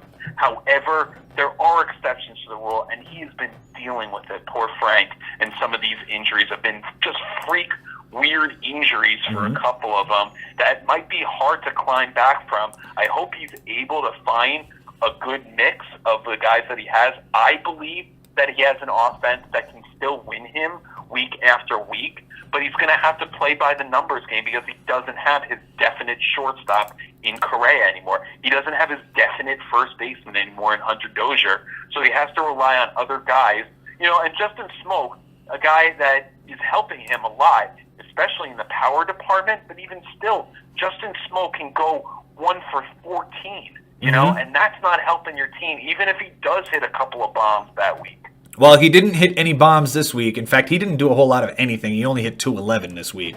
The other guy that we're not even pointing out, JD Martinez hasn't played in 3 straight because he's having back issues. So he missed the whole weekend. You know, and that's a guy that Frank paid a high price to go get. And losing that guy on top of all of this is just, it's a testament that he actually tied this week and didn't completely fall on his face and lose the 8th in a row.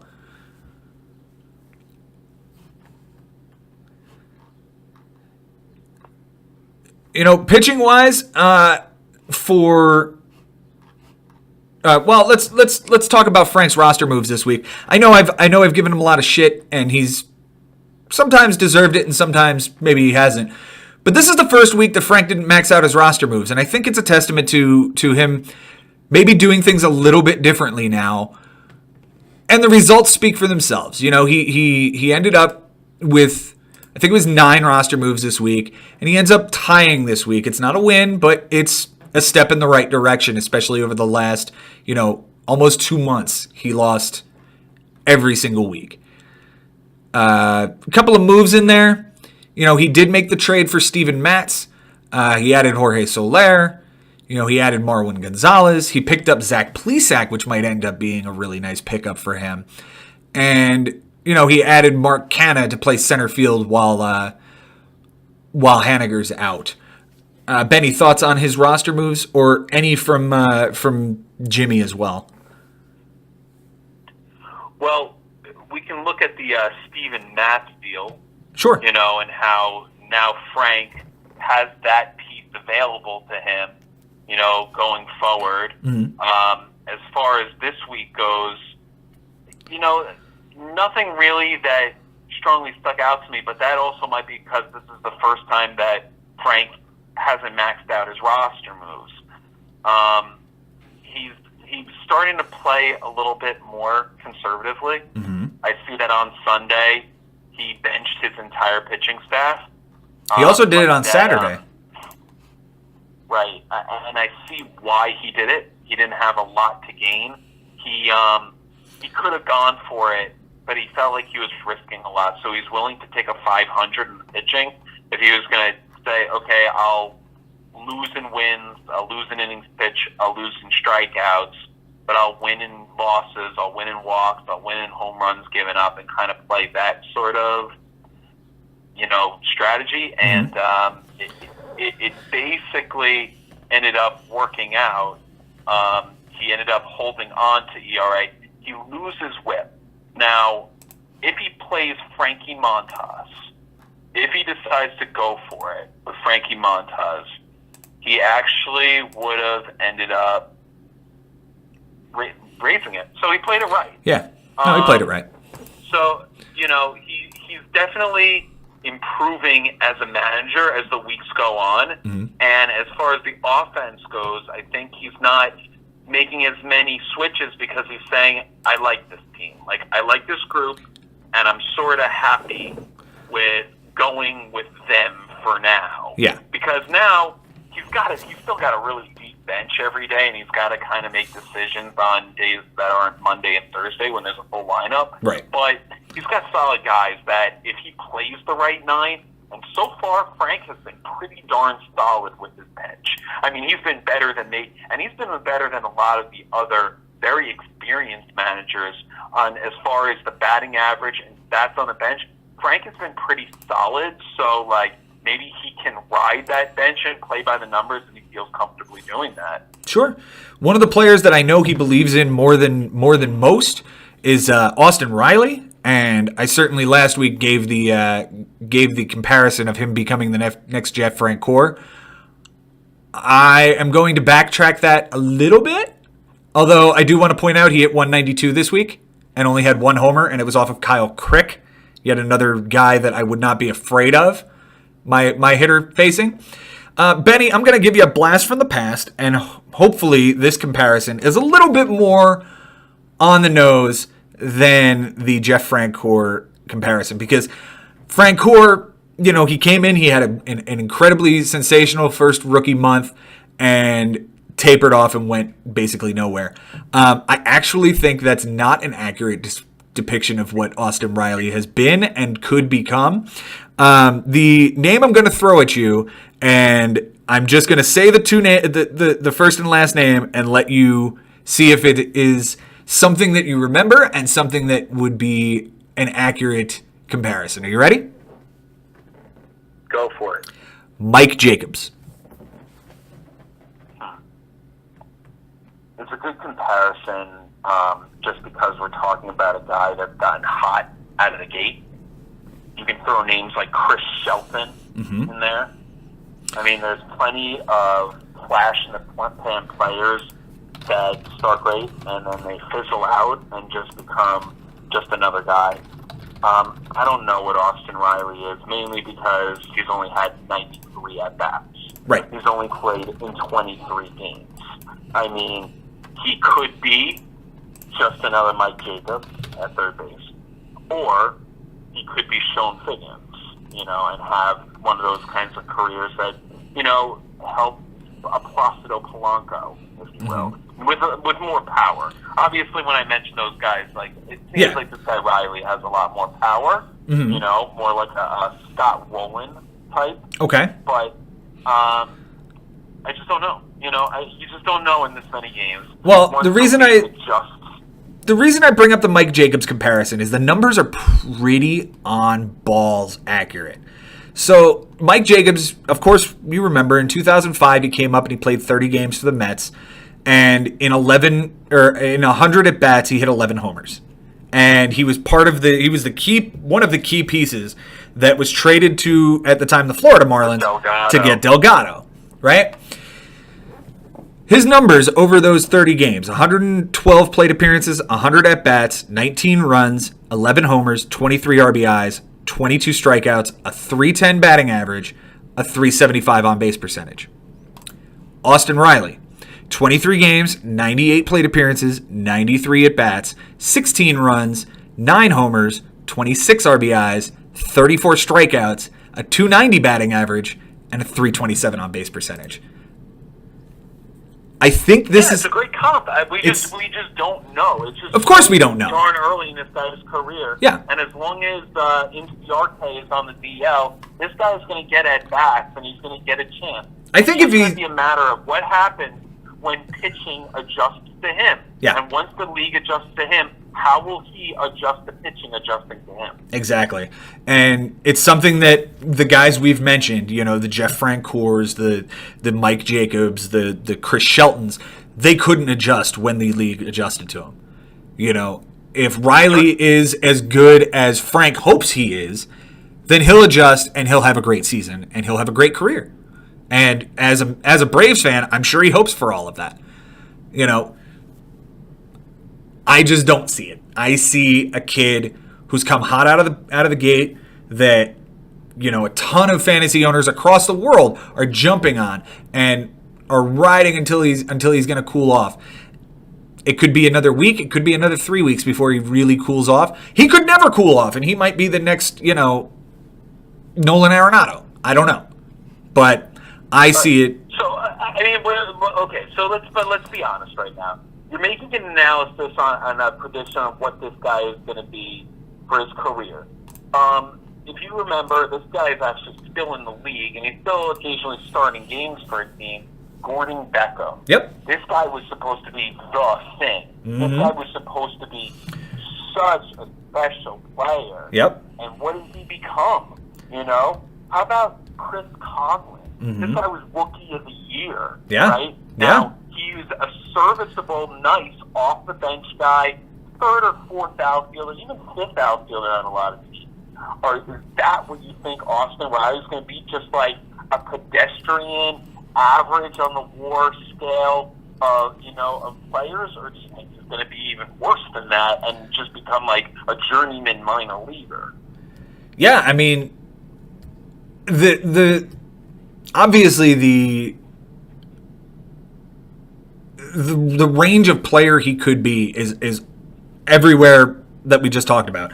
A Nolan Arenado comp to a Gordon Beckham comp. Do I think he falls somewhere in the middle? Yeah, I mean, that's pretty safe to say. I just sort of lean more towards the lower end of that spectrum.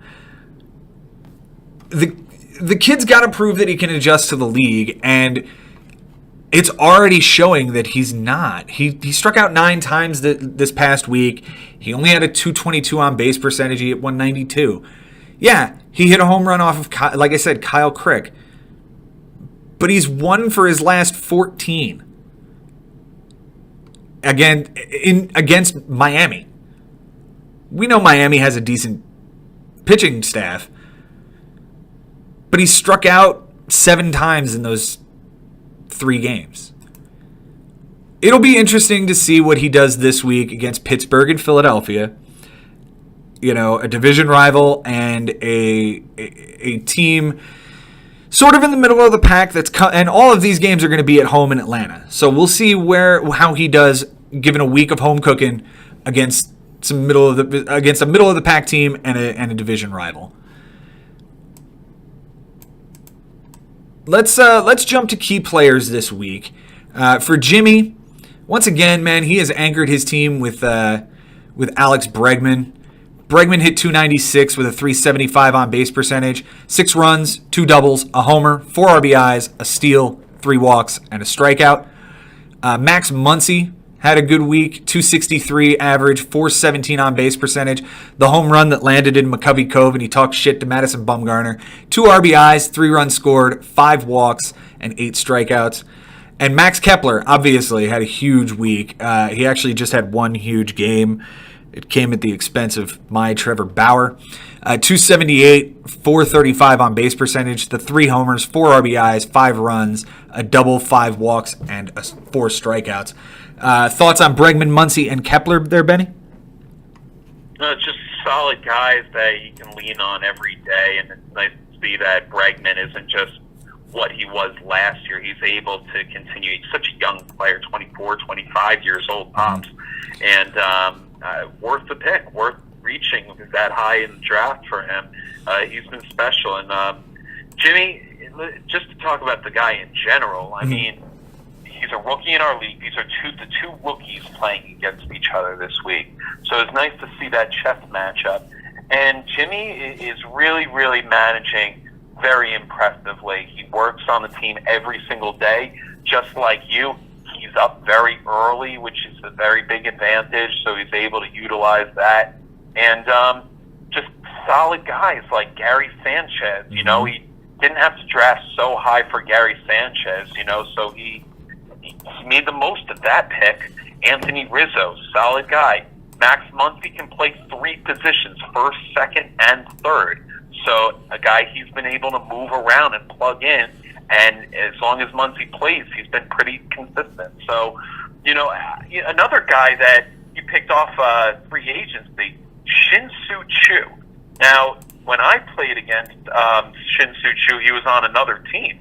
And this guy has bounced around a little bit in our league, but I don't think he's going to be anymore because he's batting .289, and he has 11 dingers in that Texas lineup. And like we said before, that Rangers lineup is good. Every one of those guys can beat you, so you got to pitch to somebody. Choo's going to see a lot of good pitches to hit, and he's been a good hitter. He's a little bit older. He's 36 years old, but a professional hitter. And he was in Korea, and he is now, you know, and he's definitely not slowing down in his age. He's a tough player, and I don't think that at this point Jimmy can drop him. No, I don't think so either. We'll move on to his pitchers. Brad Hand just continues to be the anchor of that bullpen for him. 3 saves, 5 strikeouts, 4 innings, and 4 relief appearances. Nothing earned, and I think maybe 1 hit because he's got a .25 whip. Luis Castillo has been a nice find for him this year. 6 innings, 8 strikeouts, a homer, 4 walks, a 1.50 ERA, and a 1 whip. The start was in St. Louis, and he did obviously get the win there. They won 4-1. And finally, Matt Boyd, another name that you wouldn't have thought of coming into this season, but he's pitching to a 3 ERA, and this week he had 7 innings of a no decision against Minnesota, 8 strikeouts and 2 home runs given up, 3.86 ERA, but a 1.29 whip. Your thoughts on his pitching staff in general? It's kind of a motley crew of guys, guys that you didn't necessarily consider to have great years, but are doing it for him. Yeah, you mentioned the Matthew Boyd start. Mike Minor, he pitched into his sixth inning. He didn't give up a run. Got a 1.59 whip. Mike Minor's had a very solid year so far for Jimmy, so that's one guy that I don't think anyone necessarily expected to be doing what he's doing. Again, on the Texas Rangers, solid team. He's been helpful. Luis Castillo had a good year last year as well. I mean, he's a pretty good pitcher on that. He's obviously the ace of the Cincinnati Reds staff, and he pitched great again. 6 innings, the win. Only gave up 1 run. This staff, definitely a hodgepodge group, but there's a ton of them. And it's like you say in regular baseball, you can never have enough starting pitching. And Jimmy has a lot of it. He could probably even get something if he wanted to move one of these guys. Because almost all of them, although sure they could get beat up, like any one of them can have their gem. Lance Lynn, you don't know when Lance Lynn is going to get blown up, and it does happen, but Lance Lynn is a professional pitcher. Sure. And he's playing on that Texas team that has a lot of good hitters. So, you can feel confident handing him the ball. This is just a dangerous group of pitchers because, in the right matchup, they're going to throw the gem. And all Jimmy needs is a couple of good pitching performances, and he'll have his good ERA, and he'll have his whip by Wednesday or Thursday, and he's going to force you to make the mistake, and he's going to force you to start pitchers and try to go for innings and strikeouts and to risk other categories in the process because Jimmy has so many starting pitchers that he can lock up 37 innings early in the week. Absolutely. We'll move on to Frank's team. This week, offensively for Frank, was Chris Bryant. He just traded for Chris Bryant maybe a week or two ago. He had 259, 333 on base percentage, 5 runs, 4 doubles, 2 walks, 6 strikeouts. Unfortunately, 2 errors that probably cost him that category. But the five runs led his team, and the 4 doubles also led his team, and he did win doubles. Willy Adames was an interesting pickup for him. He only hit 207 with a 281 on base percentage. He did strike out 10 times and error once. But he hit 2 homers and drove in 5 RBIs, and that's important because obviously Frank won homers by 1 and RBIs by 4. He also scored 3 runs, which helped.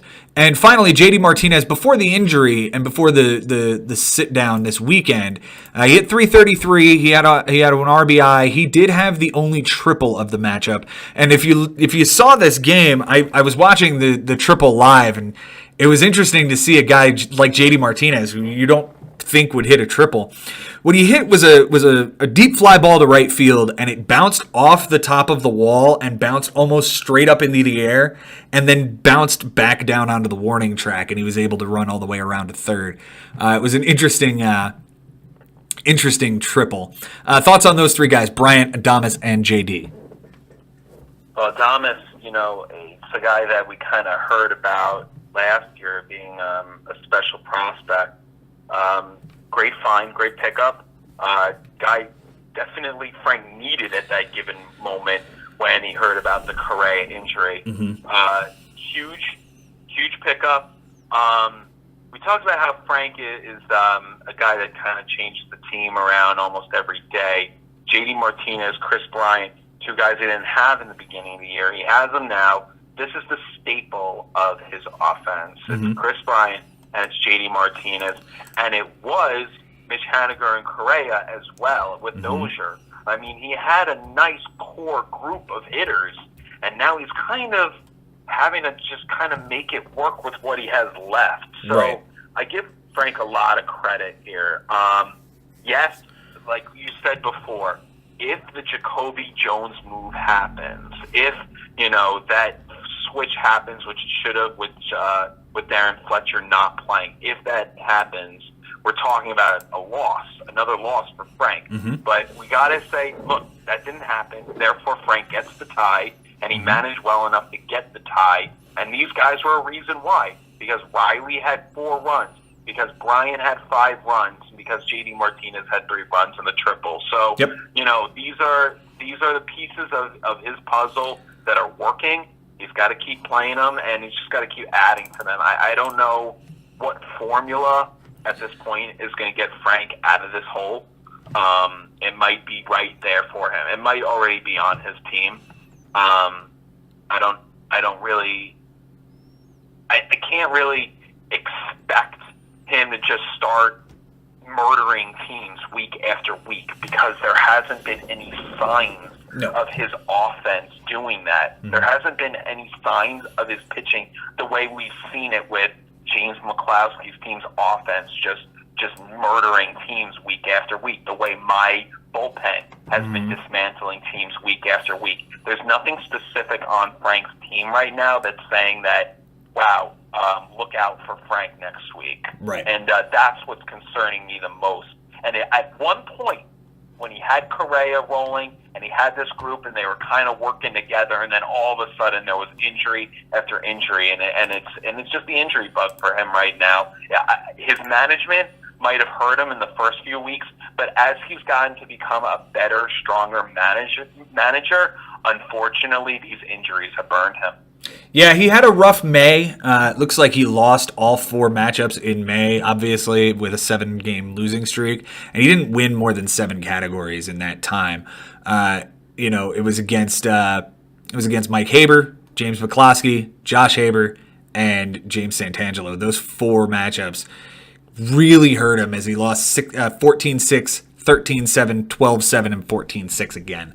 That really put him behind the 8 ball. Pitching-wise for Frank, he had 3 really good starts from Frankie Montas, Zach Plesac, and Eric Lauer this week. All 3 of them went a minimum of 6 innings. All 3 of them got a win. Not a whole lot of strikeouts from them, 11 total between the 3 of them. But, looks like 2 earned runs from Montas, 2 earned runs from Plesac, and 1 earned run from Lauer. What do you think Frank's doing with his pitching staff here, Benji? I got to give him credit. These are not household names.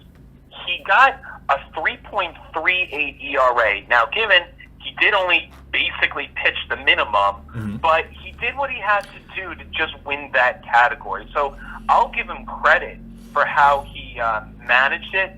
He probably could have gone for it and maybe picked up another starter. I mean, we know that they were out there because Chris Levy ended up getting them. Right. He did have another start from. Just to interrupt you, he did have another start from Ariel Jurado, which was 6 innings and a quality start. He had 6 wins on the week despite only throwing 37 innings. Very impressive. That just goes to show that the guys that he picked them right. And then once he reached the minimum, he said, "I don't want to take the risk of losing something else." Now, he could have, on Saturday, planned ahead and picked up one of those guys like a Chase Anderson or Ronaldo Lopez, one of those guys that got picked up. He could have done that on Saturday, but he made the commitment. Like you said, he didn't want to risk anything, so he wasn't going to pitch on Saturday, and he wasn't going to pitch on Sunday. I give him credit for making that decision. Maybe he could have played it better if he makes a pickup on Saturday for Sunday. But he didn't. He decided to bench who he had, and he's got a good staff here. Not an amazing staff. The pitching is the pitching might keep him in it because it can compete with other teams. It's really, to me, just about the offense. Think of it this way: he batted .210 this week and won the category. He lost to a 293 OBP. If your opponent has a 293 OBP, you damn well better beat it. He did not. He managed to beat a 195 average with a 210. So we can look at both of these teams and say, like, shame on you for not beating those offensive numbers. They both had a terrible offensive week, and they both had great pitching. Well, not great, but they had very good pitching weeks. They had solid pitching performances. Absolutely. Especially Jimmy, because he practically doubled Frank in innings.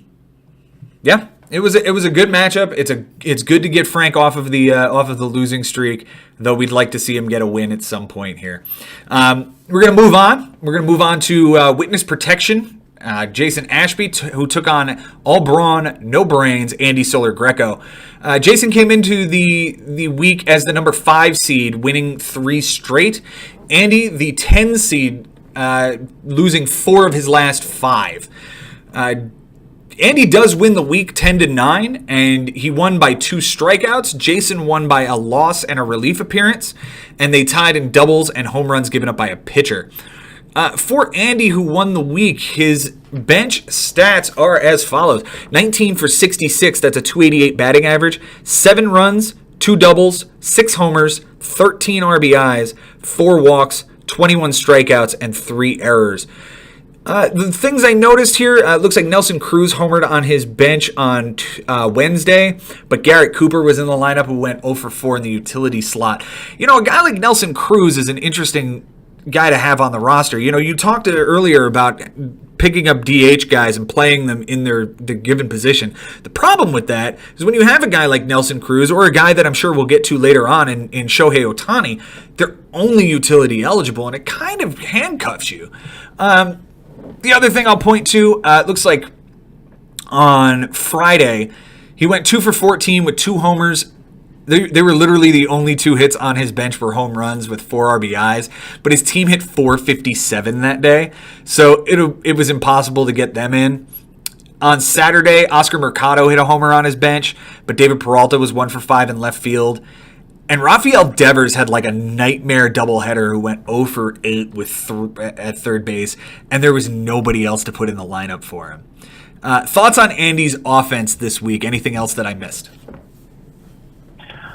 Just in general, I think you nailed it on the head. Just a lot of power, 10 bombs, 43 RBIs is going to be tough to beat for anybody. I'd have to look to see if anyone topped 43 RBIs on the week, and I don't think anyone did. The only one that's possible, we'll look later at the matchup between James Santangelo and Mike Sherman, but very impressive with the offensive numbers. Doubles that tied, so we can look and see that there were definitely doubles on the bench from both teams that could have made the difference there. But, you know, pretty solid off the bench for Andy. Could have been worse. And definitely this is the team that I expect the most to rebound from a cold streak and make it into playoff contention. Never sleep on this guy, Andy, to make a run. He did it last year. He was in the playoffs the year before, and he's not that far. I mean, 10 games under 500 is nothing in the bigs. That can be made up really quickly, and all he needs to do is find the right schedule of opponents to just rock off wins week after week, and I believe he will. I truly believe that his team is strong enough that he's one manager in our league that I'm definitely scared of. Well, you talk about his schedule, it might be coming. He's got Ari, Mike Sherman, Uncle Barry, and James Santangelo the next 4 weeks. For Jason on his bench, you talked about doubles on the bench from both sides. Well, Jason went 12 for 44. That's a 273 batting average. He had 10 runs, 5 doubles on his bench, a homer, 4 RBIs, 6 walks, and 13 strikeouts. The one thing I did notice was was Victor Robles on Tuesday was benched. He went 2 for 4 with a run, a double, a homer, and 2 RBIs. And Jason Hayward was in his lineup. Now we know Jason Hayward had a really hot April. But man, he sucked for about 6 weeks. And to bench a guy like Victor Robles, who you probably invested quite a bit in order to get him, he was, other than Juan Soto, he's like the next big top prospect for the Nationals. And to not have him in the lineup kind of sucks. Robles was playing against Ronaldo Lopez at home, and Hayward was home against Jeff Hoffman when Colorado was in town. So, you take your chances there. I guess maybe he liked Hayward's matchup with Hoffman better, but man, it hurts to see that double in those and all of those stats on the bench. The rest of the week looks about the same. It's basically a double every day on the bench, at least a run every day on the bench. It hurts. It looks like he was dealing with some of the same things that I had. Your thoughts and anything I missed? No, you seem to cover everything. I mean, it's a shame that 5 doubles had to be left on the bench for Jason because Jason, he's right on top of that. The Victor Robles decision, I just, you don't know on the day what the reason was. If you have a good feel for somebody and you're not sure and you think another guy might get burned by a particular pitcher, that's why you do it. I guess that's where his mindset was. But for the most part, I think he played it as best as he could. This was an extremely incredible matchup that was just back and forth, 2 guys taking haymakers on each other all week. And, that's what the result was, a 10-9 finish. Sure.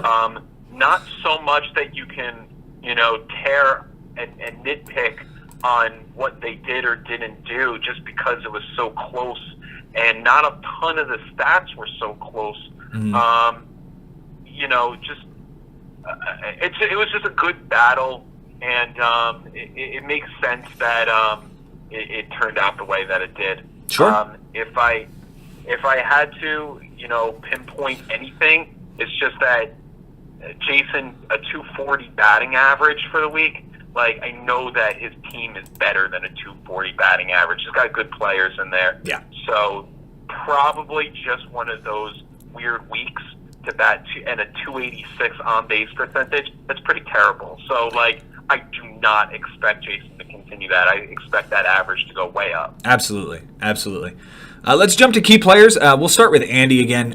Looks like Matt Olson had a big week for him. 304 average, 385 on base percentage, 3 walks, 2 homers, 6 RBIs, 3 runs, and 3 doubles. For a guy who broke his hand in the first week of the season, he's come back and, they said that this injury might be something that saps his power. I'm not seeing it. He's already got 9 homers. Also, Corey Seager had a good week, a 462 average and on base percentage as he did not walk this week. 2 runs, 5 doubles, a homer, and 9 RBIs with 4 strikeouts. He did error twice, which kind of sucks, and he did lose the errors category by 2. And finally, for Andy, it's Ramon Laureano, 333 average, 400 on base percentage, 5 runs, a double, a homer, 4 RBIs, 2 steals, 2 walks, and 4 strikeouts. I've said it before, I'll say it again. Andy's a team that should never win steals, much the same way that your strength is your bullpen and James McCloskey's strength is his power. Andy has come to play with his speed. Between Alberto Mondesi and now Ramon Laureano and Oscar Mercado and a couple of other guys in this lineup that can steal some bags, there's not a whole lot of teams that can match him, swipe for swipe. Your thoughts on those 3 and any of his offensive guys this week? 100%. So, firstly, like you said, if your weapon is speed, it does a lot of things. It takes that category, and that means that you have more guys closer to home plate to get you runs. So, very dangerous team because of the peskiness of it. It's got a good amount of on-base guys that are just going to, continue to bleed you to death with singles and stealing bases and scoring runs. And that's the formula. And it seems to all of a sudden be working for him. And like I said, 10 games under 500, it's nothing. With his speed, this could, in a hurry, be Anzi jumping into 6th, 7th place in a couple of weeks. One guy I will highlight here is Corey Seager, because he's a guy that when I was looking for a shortstop, he was one of the guys that I was involving in a trade possibly. We couldn't make it work. The deal on the table, and I'll let out the rumor, was Trinan straight up for Seager. He wouldn't do it, and he wanted Jansen instead, or Chapman, and I couldn't do it. I couldn't pull the trigger, so I went with the Trey Turner deal. So that's what happened. Eventually, Corey Seager started hitting home run after home run, and it wasn't easy to watch. But I understood why ultimately Andy couldn't pull the trigger on Corey Seager for trying it, and that makes sense to me. But other than that, the only thing is that Olsen, like you said, doesn't look like the power's diminishing. That's a guy that was on Frank's team, reasonably dropped. Understood that when the injury happened, it seemed like it was much worse. They let it on as being much worse than it actually was. And he's come back full force, very dangerous player. Between his power, the speed of some of these guys, the only criticism that I can make towards Andy as it goes forward, has nothing to do with this week. As it goes forward, a lot of offensive players. You mentioned Nelson Cruz in the utility spot. How the heck do you get him in there when you have all these other guys? Mm-hmm. You gotta kind of have to play with the numbers, and inevitably, there's going to be a lot of numbers on the bench. I just see it. Sure. We'll move to his pitching categories, and that is another strength of Andy's team here. You've got a guy like Verlander and Corbin and Turnbull. I've talked about it before. He's pretty deep as far as starting pitching is concerned. He did lose Domingo Germán this week, and I think he's going to be out for quite a while. But to highlight his pitchers this week, Zach Wheeler was his best pitcher this week. 7 innings, 6 strikeouts, looks like 3 earned, 2 homers and a walk, but an 0.57 whip. Amir Garrett gave him 3 relief appearances and 4 strikeouts with nothing earned. And Jeremy Jeffress gave him 3 relief appearances with nothing earned. 3 2/3, a win, 3 strikeouts, and 0.82 average. Thoughts on those 3 guys or any of his pitchers in general? Well, what I will say is that if Zach Wheeler with a 3.86 ERA was his best pitching performance of the week, that's not so good. That's the bad news, that he didn't get good starts out of Verlander with his 4.26 ERA, with Corbin's 5.40 ERA. That to me is also good news, because I believe in the law of averages and that these guys can turn it around on their next starts, if not the ones after. So to come out with a win 10-9 when the pitching was as poor as it was, thank goodness the bullpen did what they did. Jeffress, like you mentioned, he was brilliant. Almost 4 innings got a win for him. No earned runs, a .82 whip, and 3 appearances from him. That's impressive. And he's got a good bullpen, and he's some of these guys that are doing well for him are droppable on the day if you need something else for the day.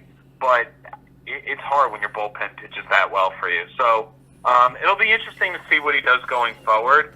But what I will say about the rotation is that you said it before, like, it's deep, and because it was bad this week, I look for it to improve greatly in the following weeks. Sure. We'll move over to Jason's team, the key players this week. Surprisingly enough, it's Lourdes Gurriel, who hit .417, lit up the stat line here: run, a double, a triple, a homer, or an RBI, and 3 strikeouts. The reason I highlight him is because he hit a triple, and the other 2 guys I'm going one of the other 2 guys also hit a triple. But Gurriel is a surprising pickup. Jason picked him up just about a week and a half ago. The guy has been absolutely on fire since coming back from the minors. And with his 3-position eligibility, Jason's got a really key asset there. The other one is Austin Meadows, who's been one of the hottest players in baseball over the last month. He hit .280 this week, .357 on base percentage, 4 runs, 2 doubles, a triple, an RBI, a steal, 3 walks, and 7 strikeouts. And finally, it's Andrew Benintendi. Benintendi hit .353 for the week, .421 on base percentage, 4 runs, 3 doubles, 2 walks, and 4 strikeouts. Those 3 guys, or any of his offensive players that I may have missed, Benji? No, you named them all. Again, this is a team that batted .240 this week, so it's hard to really take a look at any of them. Of course, Gurriel with his 3 positions, second, short, and left field, and batting .417 and a .417 OBP as well. That's the guy that you look at. But, you know, this is such a solid, deep group. You know, Senzel can beat you. Merrifield can beat you. Austin Meadows can beat you. Mm-hmm. All of a sudden, Victor Robles. Brian Anderson, you've mentioned in previous week that he's the best player for the Marlins. Might as well have him if he's the best player on a full team. Mm-hmm. Benintendi. Rendon is an excellent player. I mean, he does so he underrated. does what he's been doing year after year. Very underrated. So this is just a dangerous group of players that can beat you in so many ways with power, batting average, little bit of speed as well. So, I mean, I would look out for Jason. There's no surprise that he's doing as well. This is a big thing for Jason Lempert because Jason Ashby because he's a guy that's been in this league since 2005 and he's never made the playoffs. Wow! And he's finally has a team now that can really win him week after week, and it's really special to see. He's one of those teams that I'm rooting for right now because you know he hasn't reached the playoffs in ever, and it's been enough years now that you're like, you know what, this might be the miracle year. This might be the magical year for him where he puts everything together. He has the right combination at the right time, and he makes it work. So right now, a 240 average to me is just it's a surprise. That's something that I definitely see going up with this group. Sure, and you can point to Orlando Arcia's 118 batting average and Renato Nunez's 158 this week as things to certainly take notice of as far as that 240 batting average. Pitching wise, of course, we're going to highlight Max Scherzer. 7 innings and a win, 9 strikeouts, no earned runs, and a 1 whip. You know, there was a point a couple of weeks ago where Jason was shopping Max Scherzer, and I think we had something, I don't know, maybe in the embryonic stage where I was going to be sending him Yoan Moncada and Shane Green for Max Scherzer. And I'm sure that I probably needed to put something else into that deal to make it completely even. But, you know, I see he woke up the next, I said, sleep on it. We'll talk about it in the morning. He came back and said, all right, I came to my senses. I'm not going to do that. And I'm like, okay, fair enough. But, you know, Scherzer's been outstanding for him as he should be. You know, he's been the best pitcher in baseball for the last, 5 years at this point. You know, another great quality start. This one was in San Diego. The other name I'm going to highlight here is Framber Valdez, the new 5 starter for Houston. You know, you didn't really anticipate this guy doing a whole lot this year. He was beat out. He was behind Josh James in spring training. Got beat out by Corbin Martin when he got called up. And all of a sudden, this guy puts together a 7-inning start against Baltimore with 7 strikeouts and 1 earned run. And you know what? Like, why not this guy? You know, he's got a 2.73 ERA, a 1.21 whip on the season. He had a great start for Jason, and I could see him totally being a solid number 5 starter in that rotation. Finally, it's the guy you traded with Frank for, Hector Neris. 3 relief appearances, 3 saves, 3 2/3, 6 strikeouts, a 109 whip, and nothing earned. Your thoughts on his pitching staff? Well, first of all, this guy Valdez, I didn't even know he was a person until you mentioned it. So talk about a guy coming out of nowhere. And credit to Jason. He found him. He's definitely earned himself another at least 2 or 3 starts for Jason now based on what he did. To me, what's sticking out, of course, Scherzer. You can't just trade that guy. He was picked 3rd overall in our league, and for good reason, man. And I realize that the Washington Nationals have been disappointing this year, but Scherzer will be Scherzer. He's still going to strike out a ton of guys each start. Well, every pitcher is going to have a couple of bad performances, but you can count on Scherzer, and if he pitches twice in a week, he can win you a ton of pitching stats just by himself. It seemed logical to me that Jason came to his senses and didn't want to trade him. Yeah. Jake Odorizzi is having an unbelievable season as well. Yeah, he is. The Minnesota Twins are a surprise team. and this guy's in the middle of it. He's a big part of that rotation, and I always found Jake Odorizzi to be a great pitcher. He was traded with Wade Davis, I believe, and this is before he went to Minnesota, however. But Jake Odorizzi is possibly an all-star, and I think that between him having Glass now come back when he does, Scherzer, and now this guy Valdez, very dangerous rotation. We're not even talking about if Quintana and Darvish can do something for Jason.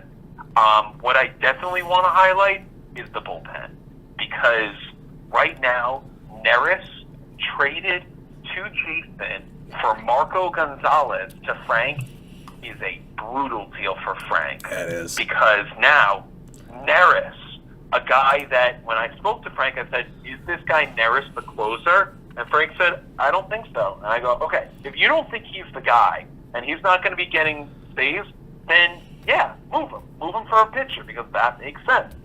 Turns out he is the closer. Absolutely. And between getting him, getting Iglesias for me, and having Yates on San Diego, look at this. We see a team that didn't have a weapon, now has this other weapon now in his bullpen. Jason is going to beat a lot of teams with saves now. Absolutely. In fact, the Neris trade was the result of the Max Scherzer conversations, because he was looking for a closer and was looking to trade off a pitcher in the process, but knew that he wasn't going to get a whole lot for the guys he had on his roster at the time. And he ended up getting Neris for Marco Gonzalez rather than having to pawn off Max Scherzer for somebody for a bigger name. He's done a fantastic job so far this season, and I hadn't realized that it had been 14 years that this guy's in the league and had never made the playoffs. So I'm rooting for Jason too this year. Hopefully you make the playoffs, buddy. Let's move on. We're going to jump over to a matchup that you talked about just when we started up that particular matchup. It's going to be Snell My Shorts, James Santangelo taking on Kershaw for pass over Mike Sherman. They also end up in a 10-10 tie. James came into the week as the 8 seed, Mike as the 12. James had won 3 of his last 4. Mike had lost 3 of his last 5. And this matchup, it was pretty ugly for a lot of the week. And James Santangelo comes back late in the week to make it a 10-10 tie. On his bench, he went 9 for 44, which is a 205 batting average, 2 runs, a double, 5 RBIs, a stolen base, 2 walks, and 12 strikeouts. The thing that's very key here is that stolen base on the bench. As Mike Sherman won stolen bases by 1, he also won walks by 1 and losses by 1. James won triples by 1, and they tied in wins. But the stolen base is what really drew my attention this week, as Matt Carpenter stole the base on his bench. As we know, Matt Carpenter has 3 position eligibility of first, second, and third. Well, Daniel Murphy was sitting that day and was in James's lineup at second base, and that really could have obviously could have tied up that stat and swung the tide of this matchup. Not a whole lot of moves from James this week, as it's been in previous weeks. He finally drops Ben Zobrist, who doesn't sound like he's coming back, but he picked up Roenis Elias, who may or may not be the closer in Seattle. Benny, anything I missed on James's week? Well, got to talk about the power of the offense. 16 home runs, 42 RBIs, so to Andy's 43 RBIs. Yeah. Those were the 2 that topped the league. And, a 355 batting average and a 421 on-base percentage. Gross. Yeah. No one was beating a 355 and a 421. The only reason why James didn't win this week is because his pitching failed him. Yeah. But 39 runs, no one is getting 39 runs most of the time. I mean, there have been a couple of cases but that's definitely going to win that stat on most weeks. James has an incredible offense, and now we talked about in previous weeks that you did on the show that it was Christian Yelich. Absolutely. And it was all about Christian Yelich. A couple of these other players now, like Moustakas and Grandal, and even Brandon Belt, who James picked up off free agency, and Marcus Semien had an amazing week, and we'll get to that later. But I just want to say that James is in around a 500 team, and he's in striking distance with 12 weeks left. As far as his offense, through this 10-week run, he is 6-3-1 in runs. He is 6-4-0 in doubles. He is 5-3-2 in triples. He's 5-4-1 in home runs. He is 6-3-1 in RBIs. He is 5-3-2 in stolen bases. He is 5-4-1 in walks. He is 6-4-0 in Ks. He is 6-3-1 in errors. He is 6-4 in average, and he's 6-4 in on-base percentage. He is over 500 in every offensive category.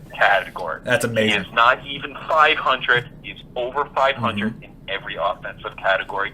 You can argue that James Santangelo has the best offense in the bigs. Yeah. And you know what? It shows this week. You know, he had an absolute just an explosion of offense.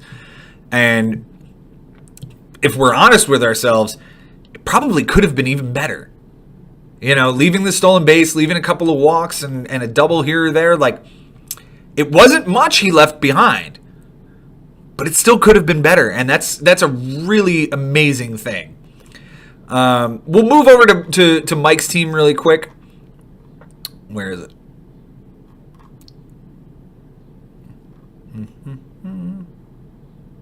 Oh my goodness. Here it is. Mike went 3 for 13 on his bench, 231 batting average, 2 runs, a double, an RBI, and 4 strikeouts. It's a whole lot of, not much on his bench this week. The only thing that I could see, he's got a very small bench as far as offense is concerned. Looks like Gleyber Torres went 1 for 4 with a run, double, and RBI, and Fernando Tatis didn't play at shortstop on Saturday. That's literally it. Like, that's the only thing I can point to, and that's kind of nitpicking at that point. Right, and I'm not even sure that these things would have even mattered. No, they wouldn't have, especially considering, the way James blew him out offensively. Only 2 moves from Mr. Sherman this week, picking up Brandon Nimmo for the DL spot and picking up Michael Pineda for a stream start. Offensively for Mike, go ahead and give your thoughts on that. Well, I guess that the fact that he was walking into a 355 batting average and 421, it didn't really even matter if he batted 300 this week. He still was going to lose. Yeah. Mike, and there's something similar going on in a couple other teams, but as you can see, if you look at Mike's team, Luke Voit, Gleyber Torres, Jeff McNeil, Wilson Ramos, now Todd Frazier, Pete Alonso. What do these all have in common? They're both Mets and Yankees. Correct. Mike specifically just picked a lot of Mets and Yankees this year, and they're going to go. His team is going to go as far as these teams go, and as of right now, the Mets at 1 game under 500. Maybe that's part of the reason. Oh, yeah. I mean, Ramos has been somewhat disappointing, though he's been pretty solid as well at other times. I mean, McNeil is having a good year. We know Alonso is having a good year. So, not sure what to point to specifically. I do. It's a nice offensive team. Acuna's a great player. I mean, obviously, Machado, he's got the guys. I'd have to look back from week to week and what Mike was facing up against on that week. But it looks to me like Mike has the offensive group to win from week to week. I disagree there. And okay. Where I disagree, I can agree with you on Pete Alonso. I can agree with you on Luke Voit, right? And I can agree with you to a certain extent on Ronald Acuna. But what about guys like McNeil and Tatis? So Jeff McNeil has been on the DL and hasn't played every day since coming back. Granted, he's hitting 335. That's fantastic. But he doesn't have a whole lot of power numbers. And, if he's just empty batting average, when he runs into weeks like this, he's just not going to stack up. This week he batted 400, but he didn't get any walks. And he doubled once and drove in two and scored a run. It's just empty batting average. Tatis, I love Tatis. I think he's fantastic. But again, he hasn't had him for a few weeks because of the hamstring injury. On top of that, the thing that's most disappointing on this team is Manny Machado. Manny Machado signed for this huge amount of money, and he's gonna change the Padres franchise, right? Do you expect a 242 batting average from this guy? No, I don't. So, when you spend a second-round pick on Manny Machado, you expect a hell of a lot better than that. Plus, the thing about Manny Machado that was so valuable in years past was stolen bases. You're not getting stolen bases from Manny Machado anymore. He doesn't have to run. He doesn't have to hustle. So, I think his price, as far as draft stock is concerned this year, was a little overpriced. And I guess I don't know, but Joe, just to jump on you first. Sure. Well, not you, just the comment. Yeah. But as far as the stolen bases, I don't know if he necessarily expected them, because in 2018 he stole 6 bases. Mm-hmm. The year before that he had 8. The year before that he had 9. Right, but look at the games total, Benji. 0. No. You're splitting 2018. He split 2018 between Baltimore and LA. So he had 14 steals that year. 14. Yeah, you expect double-digit steals here, and you're just not getting it. I guess, you know what, man? To defend the guy, it's early. Mm-hmm. Sure. Bryce Harper isn't having a big year either. And these guys can turn it around, and he's still on pace for almost 30. So sure, no, he could hit 30 homers. 240. Yeah, but no, you don't expect 240. No, you don't expect only one stolen base at the middle of June. Like I said, I think his draft stock was a bit overpriced because he signed this huge contract, and everybody thinks that, oh my God, he was so good for LA in the second half of last year that, well, he's got to be like this all year. I'm sorry. That's not the case with Manny Machado anymore. He got paid. He's done hustling. He said it himself. He doesn't like to hustle. He doesn't feel like he needs to anymore. And that's, as a fantasy owner, why I stayed away from him, because he's got nothing to hustle for. He's got nothing to prove anymore. He's richer than any of us will ever dream to be. So that's why I feel like he was a bit overpriced this year. Don't get me wrong. He helped me win a championship a few years back when I traded for him. And I appreciated it then. But when you look at it, this week he hit 160. Last week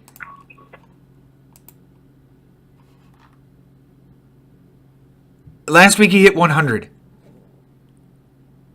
He's just been bad for the better part of 2.5 months now. Let's get to the key players of this matchup totally, though. We'll start with James Santangelo. I mean, offensively, take your pick. I mean, his entire offense went absolutely buck nutty. Mike Moustakas had 4 homers with 6 RBIs, a 333 batting average, a 385 on base percentage, 5 runs scored, 2 walks, and 2 strikeouts. Kyle Schwarber is a guy who needs to get some love here. 417 average, 462 on base percentage, 2 homers, 6 RBIs, 6 runs, a steal, 3 doubles, 2 walks, 4 strikeouts. The guy has been on fire. And for a guy that James drafted in the 16th round, you know he's talented and you know he's able to carry a team. And this might be the week or two that he's going to do that. And of course, Christian Yelich, as we talked about, 600 batting average, 640 on base percentage. What? That's video game numbers, man. What do you think? Yeah, no, I mean, it's just stunning when I look at what James's offense did as a whole. You didn't even mention Marcus Semien. 7 runs, that topped his team. The 2 doubles, 2 home runs, 9 RBIs, that topped his team. 3 walks, a 419, which was the best besides Yelich, and a 471 on base. That was second best to Yelich's 640. But 471 on base, that's Marcus Semien's on base for the week, right? Yeah. That was still